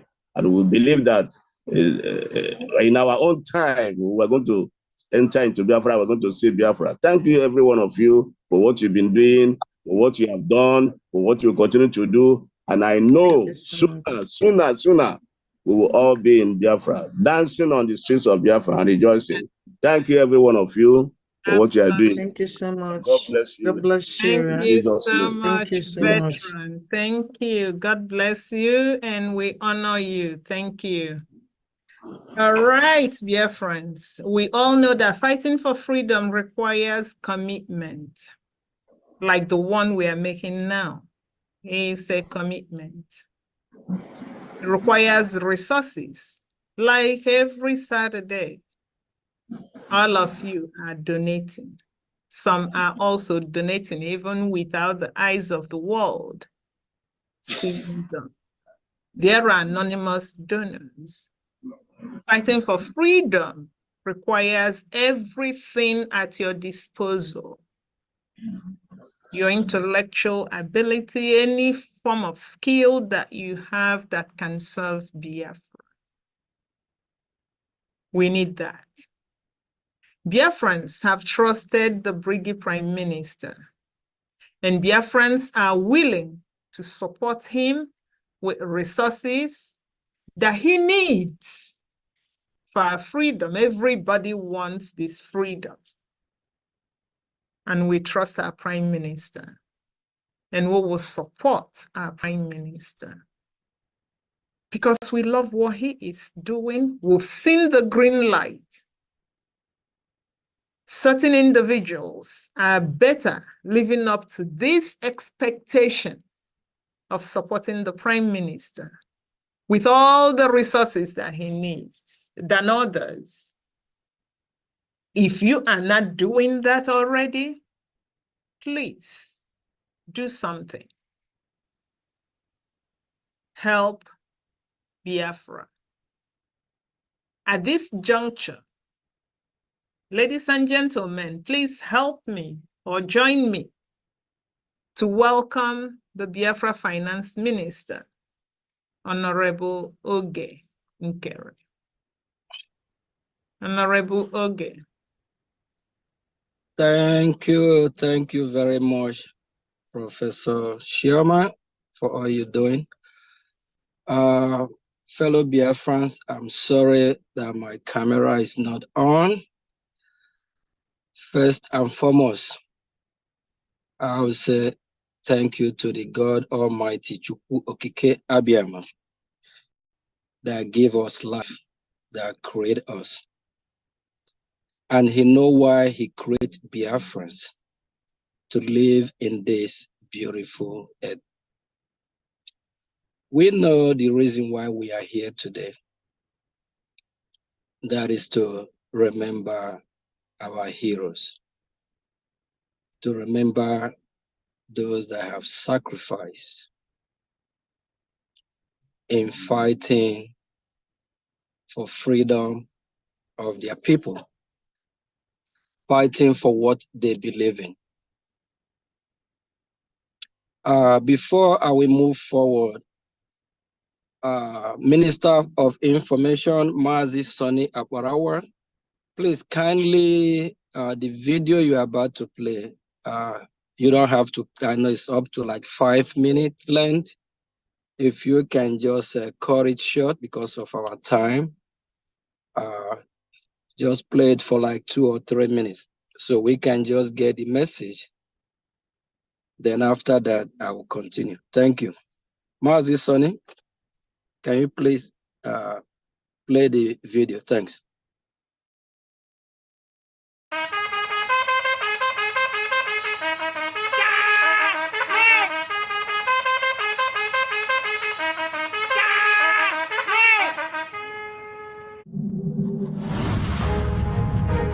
Fight against Nigeria is with everything in us. Everything. And that's why we're defeating them. And those of you who do not want to be part of Biafra, pack your bag and leave Biafra land. I'm telling you, it is not going to be very conducive for you. Those of you who have been sabotaging Biafra, from the time immemorial, it will not be very, very conducive. Pack your bag and go. I am telling you the fact. The people of Biafra has risen up and nothing will stop them.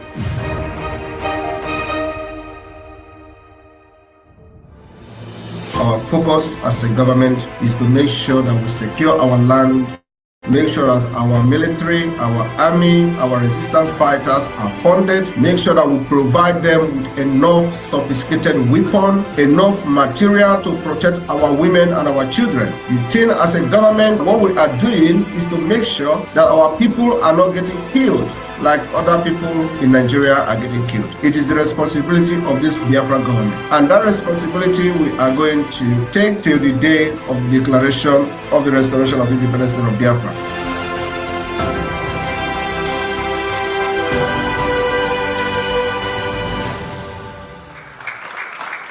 Let me tell you, we have just started. We will burn Nigeria down.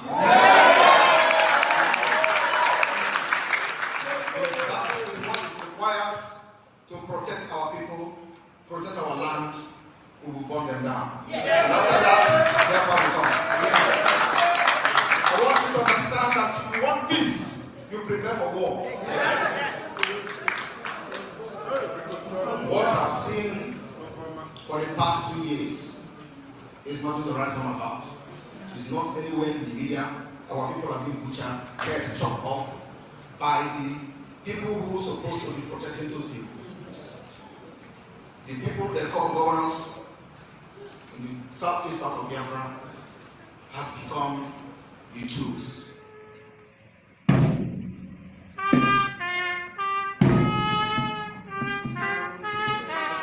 This is the Biafra national anthem.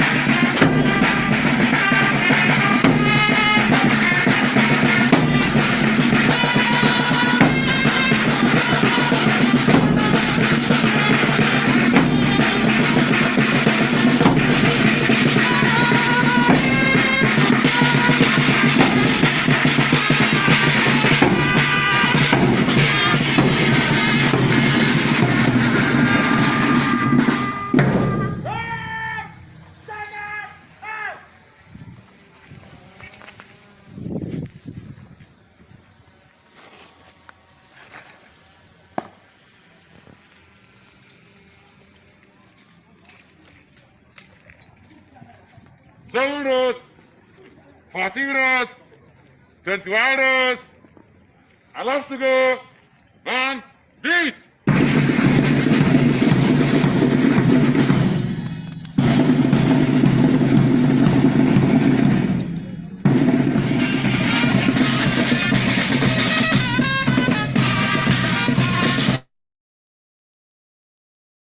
Okay, thank you, Biafrans. First and foremost, greeting to our leader, Mazin Nnamdi Kanu. Greeting to our Prime Minister. Greeting to the cabinet member of Biafra Republic government in Ezra, the rep, the coordinators, and all Biafrans. Fellow Biafrans, the reason why we are here today is to remember those that fought the good fight. Ask yourself question, are you going to be remembered in future? Ask yourself question, if not, what are you doing? For all the ministers and the speakers that have spoken today, they really highlight and touchlight in all we need to know about the Biafran War. And the veteran enlighten us the reason why we need to be prepared. One of our veterans said that Nigeria took us unaware. This time, fellow Biafrans, are we going to allow the zoo government, the zoo country called Nigerian terrorists to take us unaware? The answer is no. For that reason, what are we going to do? What is required from us? This is question that we answer. This is question that we are going to answer, each of us. It's a question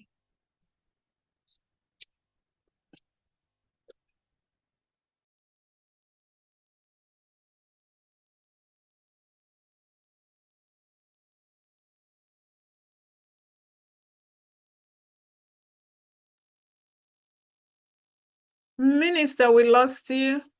Yeah. Oh, sorry, I think, so Biafrans, since we don't want to be taken unaware, that's why the video that was played is to prepare the men on ground, is to prepare the Biafran army, so we can fight harder till the last man standing. How do we do that? Finance, money. We need to fund, get all the logistic, whatever it takes to defend our land. We were known that there will be casualty, but we just want to minimize it. We'll be asking the zoo government, the Nigerian government, to let us go.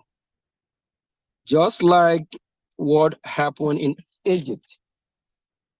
God asked Pharaoh, let the Israelites go, let my people go.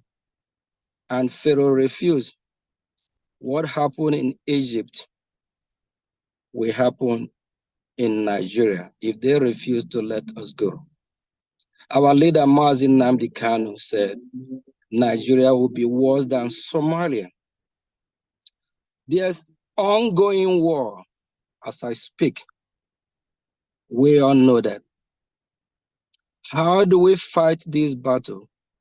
What do we need to do to defeat our common enemy? We need to equip the men on ground, The men on ground that left everything they're doing, their family, some of them have not spent time with their family for over years now. We need to equip them with the logistic ammunition, wherever they need to fight back. And we have to do that as soon as possible. We don't have much time. We have to hasten up, just like the veterans said that Nigeria took us unaware during the war, because our leader, Ojukwu, was thinking that after the Aburi Accord, they have worked out issue between them and Nigeria as of that time. Until the zoo is always a zoo, a terrorist government is always a terrorist government. They change their mind. We are not prepared then.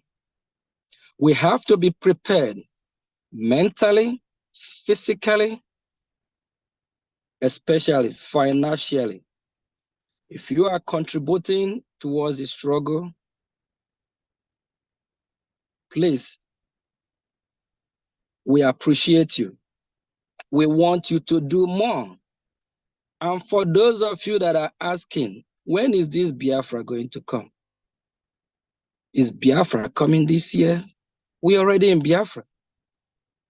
We don't agitate anymore. We are liberating. If you know about war and how war is fought, you liberate your territory from neighborhood to the next block, to the next block, from community to the next community. You're liberating. There's fighting war going between we and the Nigerian state. That's why you see them sending bombs to Colonel Jet, bombing, fighting, while our men on ground are repelling them back. But the war don't talk about it. United Nations know about what's going on. As for United Nations, Nigeria is part of United Nations. You all know what's going on in Biafra land. If United Nations believe that they are not a demonic organization or occultic organization, why will they allow Nigeria to be part of the United Nations? A country that killed his own, that over 3 to 5 million, a country that murdered his own people, a country that terrorized his own people. They don't supposed to be in United Nations. If United Nations can recognize a terrorist organization, they vote to recognize them. What about we Biafrans? We are not terrorists. UN, wake up, do the right thing. If you are believe in justice, equity, and freedom, if you all believe that we live in a democratic world in this 21st century, do the right thing by supporting Biafra. Biafran people are good people. Even here in United States of America, in the White House, there's Biafrans serving under the current president, Joe Biden administration. If Biafrans are terrorists, I don't think the government of America will allow them serve in that capacity. That means Biafrans are not terrorists. Biafrans are good people. Please, we want to let the world know they need to support Biafra. They need to recognize Biafra. They need to do whatever they can to make Biafra a reality, because Biafra is God's creation. Biafran people, if you have not supported this movement, ask yourself, why? And if you keep asking when will Biafra be restored, and you are not supporting, you deceiving yourself. Please, because of the time, I'm just going to round it up. The video we just watched is about our liberation army doing the needful. We need money. If you believe in Biafra, you believe in our leader, Mazi Nnamdi Kanu, and our prime minister, and you are not supporting, because without finance, they're not going to be able to execute the order to the men on ground. They're not going to be able to get the equipment to get to the men on ground. If you are not yet supporting, you are the most foolish, idiotic human being on earth. And when you keep asking, when is Biafra going to come? And you have the money to support, devil is better than you. You are a hypocrite by doing that, because you know that if with your money, with your contribution, Biafra will be restored faster instead of delay. Thank you, Professor Shioma. Thank your team. Thank you all, Biafrans. In 2 days' time, we have our fundraising coming up. Kindly support financially. Without finance, we'll be behind. With finance, we'll go faster. We need money to be able to execute everything that we do. Thank you. God bless you from here. Bye-bye. Ndewo. Thank you very much, sir. Thank you so much, Minister of Finance. Thank God you. bless you. Ladies and gentlemen, we are coming to the end of our program. On this note, I'm going to hand the mic over to the Minister of Information, Honorable Sonny, to give us a closing remark.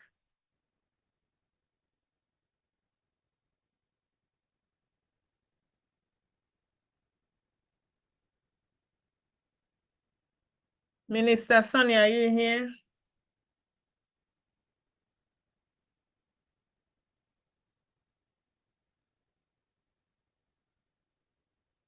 Minister Sonny, can you hear me?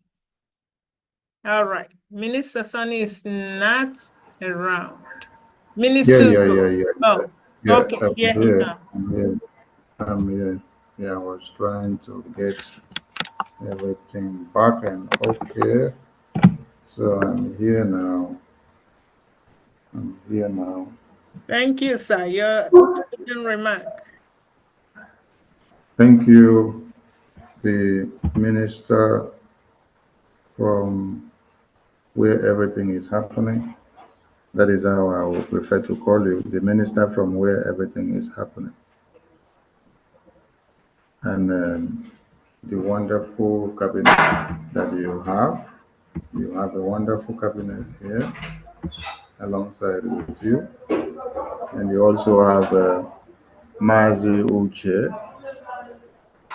And you also have Mazi Goswill, you have Ijoma, you have Mazi Praise, and many others that everyone may not know. The key point here is that you all have done something that we did not do and we did not have when this genocide happened. Because when you listened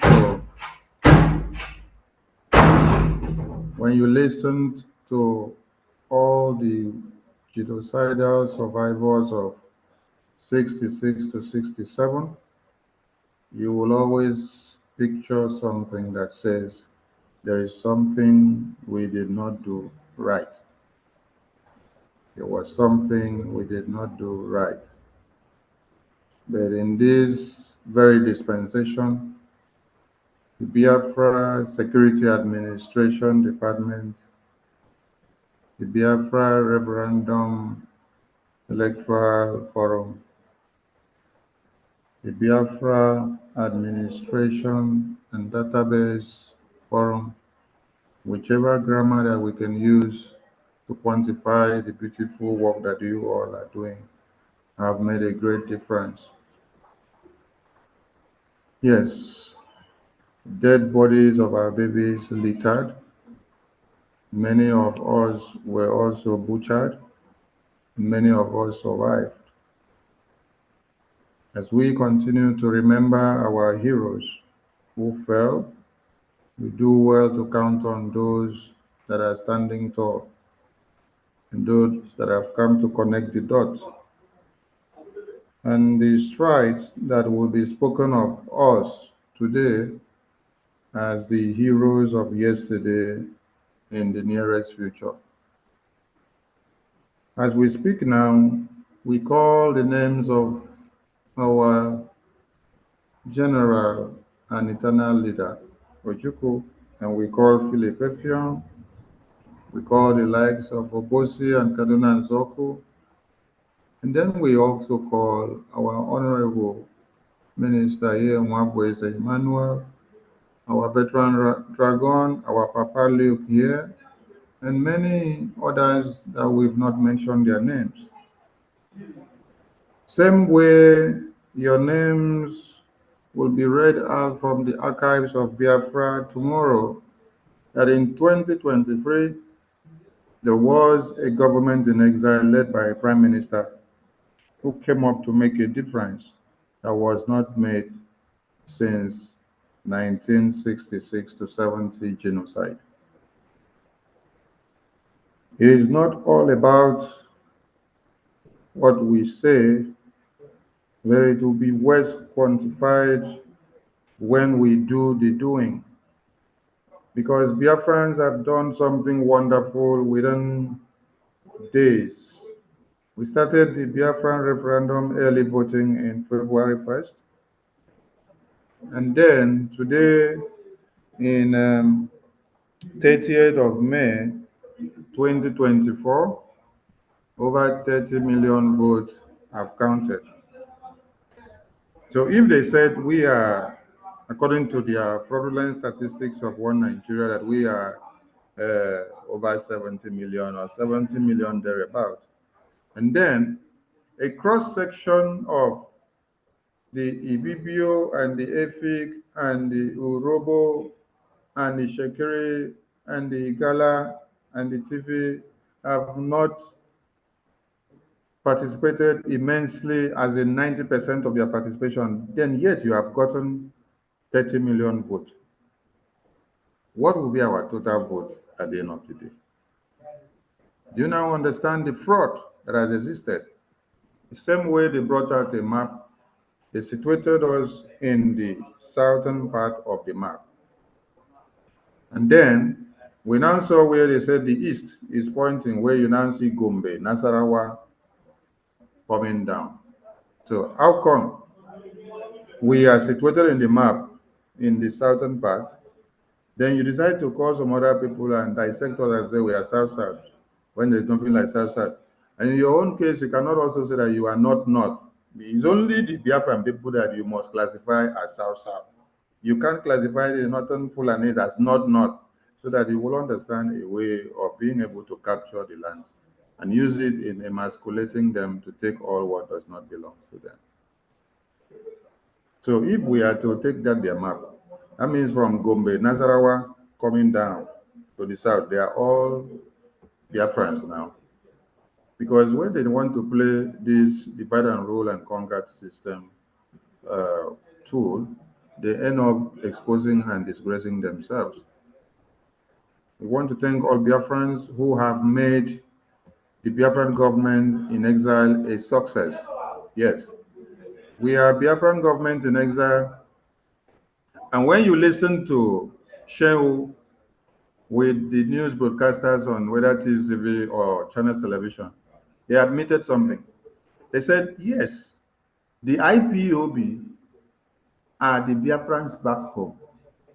But Simon Ekpa is the government with his cabinet in exile. And they did not understand what they said. They did not understand what they said.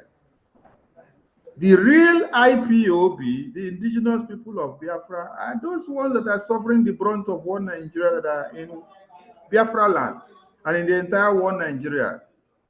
Then the government is working from here. They don't know how they validated what they said.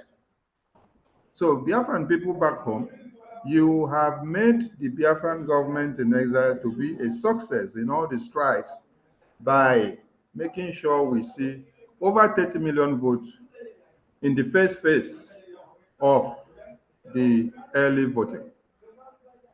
What happens in the second phase will be miraculous. Let the vote continue to count. And as we continue to count, you will see how fumes will be coming from one Nigeria. Prime Minister is super proud of all Biafrans, most especially those that are keeping the war chest intact and the armory well equipped.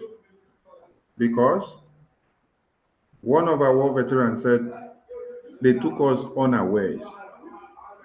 Because coming down from Aburi, the agreement was to come and make amends, and then they accepted. So when we got back, our mindset was we implement what Aburi Accord said. But when they came, they changed their mind on the way, and then they decided to strike. So they took us unawares. But even with the situation that they took us up with, you can listen to what Mazim Mabwe said. He said he was teaching somewhere. But when duty called, he had to go back to defend motherland and to serve and see that he contributes his own quota and his wisdom and understanding of what God has put in him to make Biafra a living place. So we all have a sacrifice to bring in your tithe and offering and then leave the defense of Biafra land to the defense department that are doing the work. We have a very viable and workable defense minister here. Here you have a prime minister that is just as active as Putin. So if you're looking for a Putin in Africa, you have already had one in Biafra. All you have to do is to give him everything that he needs. Because the only leader that the Western criminals are afraid of now is Vladimir Putin. And then the only leader that the Nigerian terrorist government and every African government will be afraid of now is the Prime Minister of the indigenous people of Biafra. Because he has taken his dragon fire to the African Union Court. And it is smoking. Very soon, you will see how they will be running El Taskel. They thought that he will only speak and stop in Finland, and then only speak and then stop in Biafra land. They did not know when he said, I will bring what was not available into Biafra, and we will get this Biafra. That is one of it. He started his write-up to European Union and then UN, and all of you were laughing and saying, how will UN and EU have a say in your Biafra? Was creating the awareness and keeping them on check so that they will know. And now he has come back home, which is the African criminal courts of the oppressors, the people that actually digs the grave and then keep our carcasses for the Western to come and carry and burn us all alive. So he has brought it back to them now. He's going to smoke all of them out. Our heroes will continue to be happy seeing that we are not backing down and not allowing our own generation to be a thing of mockery. And that is why when Philip Evian said, our children will come to finish what they started. And my prime minister will always beat his chest to say, yes, we are those children that General Philip Evian was talking about, because after the genocide of 66 to 70s, there has been exploitation, there has been extortion, there has been emasculation, there has been no implementation of the 3R which they came up with. And so those 3Rs have been buried. And that is why we can't fold our arms and allow every checkpoint standing in Biafra land to continue to turn our lands into a bleeding field. We must continue to defend and make our heroes that have passed to be happier to have the heroes that are standing to defend motherland. You are the ones that will make our heroes that are standing to defend motherland to make it happen. You are one of the heroes that is putting in everything that you have. So we are all heroes of our time as we make the heroes past happy, seeing that their spirit reinforces us and gives us everything that we need. I thank all Biafrans. Thank Biafrans in diaspora for what you've done. The 3-day sit at home has been so remarkable, and tomorrow marks the end of it. And we started the next phase of the voting. Tomorrow, Professor Choma will be back again with our team. So please key in so that she has success and good reviews at the end of these 3 days of our program. Thank you so much. Honestly, we speak honestly, but people give reviews of what we do. So you wouldn't assess what you do. It is the audience that will assess what you do at the end of the day, and you will hear on reviews. Tomorrow you'll be hearing it that Professor Sherman and our team did well. I leave it here. Thank you so much, Prof. Honorable Minister of Information, thank you very much. Thank you so much. Yeah, Minister of we Information. love your closing remarks. That's why we give you the job, so that you Yes. can tie everything together so sensibly. Thank you so much. And we thank all of you, all the speakers, all our survivors, all our veterans. We honor you. We thank you. We must get Biafra. That is Yes. our defense. As you are looking at him, when he is talking with the Prime Minister, know that Biafra is here. Our Minister of Finance, responsible for the Ejema, and he's doing a great job. Oh my God. Thank you, sir. Our Dr. Nwabeze. From then till now, you are still fighting. Thank you. Thank you, Honorable Nenna, Veteran Dragon, all the people that spoke and the people that couldn't speak, because we cannot sit here forever. People in Biafra land are about to sleep, if not sleeping. People in Europe, it's already late. And it's evening here where we are, so we got to go. But tomorrow, very lively, we will talk about voting, ID card, and database registration. And we have messages from all over Biafra to send to every one of you. So please don't miss tomorrow. Tomorrow will even be better than today, because Biafra is a country that gets better every day. The opposite of Nigeria, where yesterday better than today, and today guaranteed to be better than tomorrow. We say, God forbid. Yes. Yes. God bless you all, and may God bless Biafra.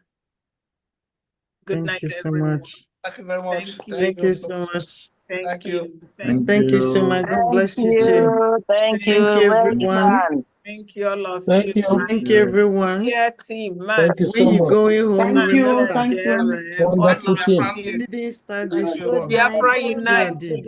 Thank you all. Thank you. 555 Vision. We see you. Thank you. Thank you so much. Thank you all. Without you guys, we won't be able to do this. Guys, tomorrow. Thank you, Prof. yeah. So much. Thank you, everybody. Good night. Good night, all. My Thank sister. you all. Good I night. actually Thank you. wanted to say something, but our fallen okay. heroes. Oh, Thank you all. We are please. coming very soon. Okay. I actually wanted to say something, but it's okay since the time is up. Please, Maybe I can address that. Please do. I am sorry, I didn't know All that right. you said something. Please go ahead. You are our media. We can never. If we say no to our media, how are we gonna come out here? Tomorrow he may say, you're not coming. So go ahead, please, my brother, go ahead. Okay, fine. It's unfortunately I have gone offline already, but since we are still, some of us are still online, so let me just quickly say what I want to say. Our leader Mazi Nnamdi Kanu, the Prime Minister of the Biafra Republic Government in Exile, Mazi Simon Ekpa, the cabinet members of the Biafra Republic Government in Exile, BRGIE, and of course the spectators who are sitting in their various, locations to see what is going on today, all protocols observed. I welcome every one of you once again. And as I make this just brief speech, I also want to say thank you all and good night. So I just want to say something. As we all have seen what is going on, it is a call for duty. Our leader Mazin Nnamdi Kanu told us that to finance the liberation of Biafra, I don't want to continue using the word ESN. He said to finance the liberation of Biafra is a badge of honor. It's a badge of honor. Because what we are doing today is not for the benefit of us in the government in exile or just for the media personalities. It is for the benefit of all Biafrans and, of course, the generations to come. If we are free today, this current generation who are fighting for this freedom will not live forever. It is what we are going to achieve today that the generations who are coming will benefit from and use it to, to live and also produce another generation, and it continues like that till eternity.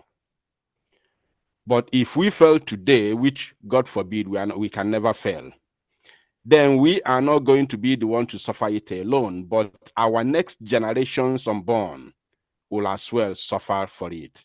And we cannot afford not only to not allow our next generation to suffer, but to allow our next generation to come and pick up again and start agitating and fighting again for this same Biafra cause. Our fathers did it, they couldn't succeed because of the minimal or no resources for them to accomplish the goal. And also the lack of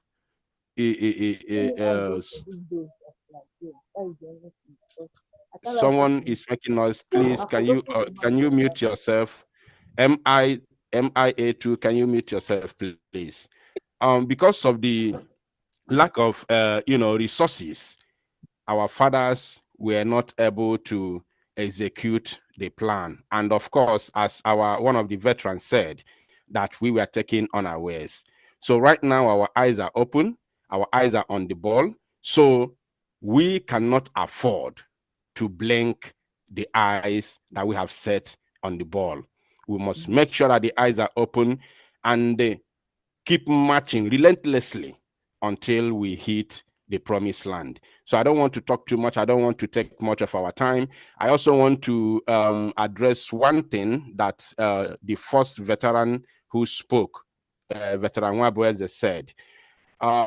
He said something that our Igbo soldiers maltreated our people in the coastal region. So I want to say something about that, so that the narrative does not, grow out there, because he saw the war, he fought during the war. I did not see the war, but my father and my mother told me every single story about the war, because they saw the war, they saw everything that happened, everything happened in their face. So about that, according to what I was told, the true history about that very incident is that when Biafrans were advancing, the Northerners, the Nigerian soldiers, realized that we are more stronger being together, and we have a backbone.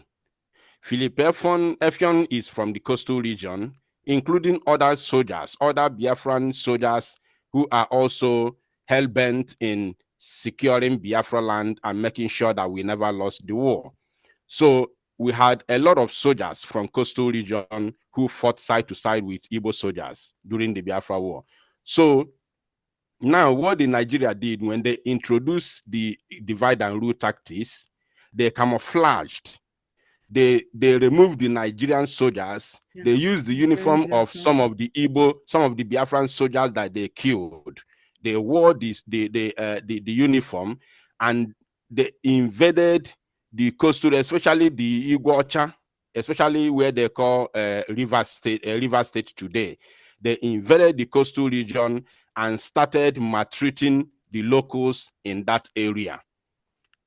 So the message was sent across that the Igbo soldiers are the ones maltreating the other Biafrans in the coastal region. That is what the history told me. And my father was there. My father saw this whole story scenario, and my mother played a key role, but I don't want to mention their own roles because of what I'm doing. So now, when the message was sent across that the Igbo soldiers are killing them, maltreating them, doing all sorts of things against them, so the anger, the anger became, the anger arose. It became so high to the extent that they began to dislike the Igbos, and then they turned the Biafra as an Igbo thing. You understand? That is the narrative that the Nigeria tried to push out there. So that was the history that I was told concerning that very incident that took place during the war, concerning the Igbo soldiers and the coastal region, maltreating the coastal our people from the coast. So and when by the time before the Biafran soldiers realized what was happening, it was already late. It was already late, and by then the war was already getting to the end of the ending part of it. You understand? And that very incident is still lingering till today. That very grudges is still there today. Many people from the coast are not aware, even though the story was told, they were told what really happened. Many could not believe it, because the way the Nigerian soldiers played the movie to them, it looked like real. They never knew that it was stage managed. That was what I was told. I was not there, but my parents were there. So that's exactly what I was told. I stand to be corrected. Thank you, and God bless every one of us. Thank you so much. Thank you. Thank you so much. Thank you. Thank you so much. Every information is important. Thank you, Tuku. Thank you. Thank you. You don't need to be corrected, because you have actually cleared some doubts from some people that may not have understood things the way they should have been. During the war, there are different methods of warfare that are being used. And you don't expect us to see exceptions when it comes to that of Biafra and the one Nigeria. So Biafran should understand one thing, that everything will happen just to make sure they demean your existence. Now, from what Biafra Unite just narrated, and from what our Honorable Mwabweze explained, it is a repetition of what is happening today. They have to use you as my brother and use me as your brother and sister to be able to destroy you. So it is a propaganda and a blackmail leaflet that still goes the way. Let us also remember that inside the war, Britain initiated a propaganda and blackmail leaflet that was to be dropped with a chopper inside the entirety of Biafra land. And in that leaflet, what was written? It was written that Ojukwu and the Biafran army and the Igbos are your problems, that you should embrace one Nigeria. Did you listen to one of our veterans said there was a time they thought the war was over, and then they came out and they started singing One Nigeria in solidarity with the army, thinking that the war was over so that they could come to their solace. Because of the propaganda leaflet that was dropped everywhere, everyone would presume and assume that, oh, this is what it has actually been, because we were not privileged to many things. And today, you see that IPOB Nigeria is being used against us. And the Nigerian government enablers, those are the ministers and the governors and the commissioners and everything that you could ever hear of. So our brothers need to be used as a tool and a weapon of warfare inside war to be able to create a scene and to create dissociation amongst us. But when you come back to listen to Biafra Republic, peace, unity, progress, and equity, then you listen to what the Prime Minister came up with. When he initiated his government, he had gone through the IRA declaration, the declaration that was used by our own General Ojukwu and his men. He understood everything that happened. He listened to many things that had ensued during the war. He understood all these wrongs that has happened amongst Biafrans, where we were used to betray each other, where we were used against each other. And then, what did you see him do? The first thing that the Prime Minister did was a reunification. A reunification that makes Ibibio man, Igbo man, Igala, Shekiri, Urobo, Kalabari, and Tifi, and Igede man, and every man in Biafra land to understand that your fellow brother is not your problem. That it was a weapon of warfare that was used against you. That is why in the Biafran government and in the foreign state and over of Biafra that will come to be, we are plenty and everybody are coming together. We don't decide for you. It is what you say you want to do in your provinces and counties that you have to do. You decide your language, how your own state will be run. You are the one to decide it. Who will speak for you? Who will be your leader? Who will come to sit in the parliament to represent you? You choose. Even the language that you will speak and what will be written in your state. It is you that will decide. Making the people to understand that they were wrongs, we have come to make amends, we are healing the wounds, then we have to move on. The reunification has brought everybody together. So, from what Biafra United explained, and from what our honorable veteran Mwabweze explained, and from every experience that every Biafran have had, it is high time you kept the mindset and the wounds of yesterday aside.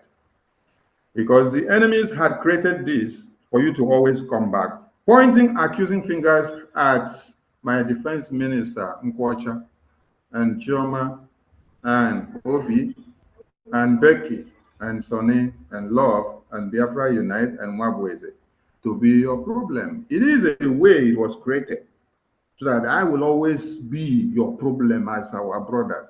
You will see me as the one that is coming to take your oil in Ikwacha, while you will see Choma as the person coming to take the bitumen in Enugu. You now see Irobi from coming to take the oil and gas that you have in Eket. So at the end of the day, you say, Irobi, go back to your state. You are not from here. You cannot be part of me. You are not a Biafran. I have my resources in my place.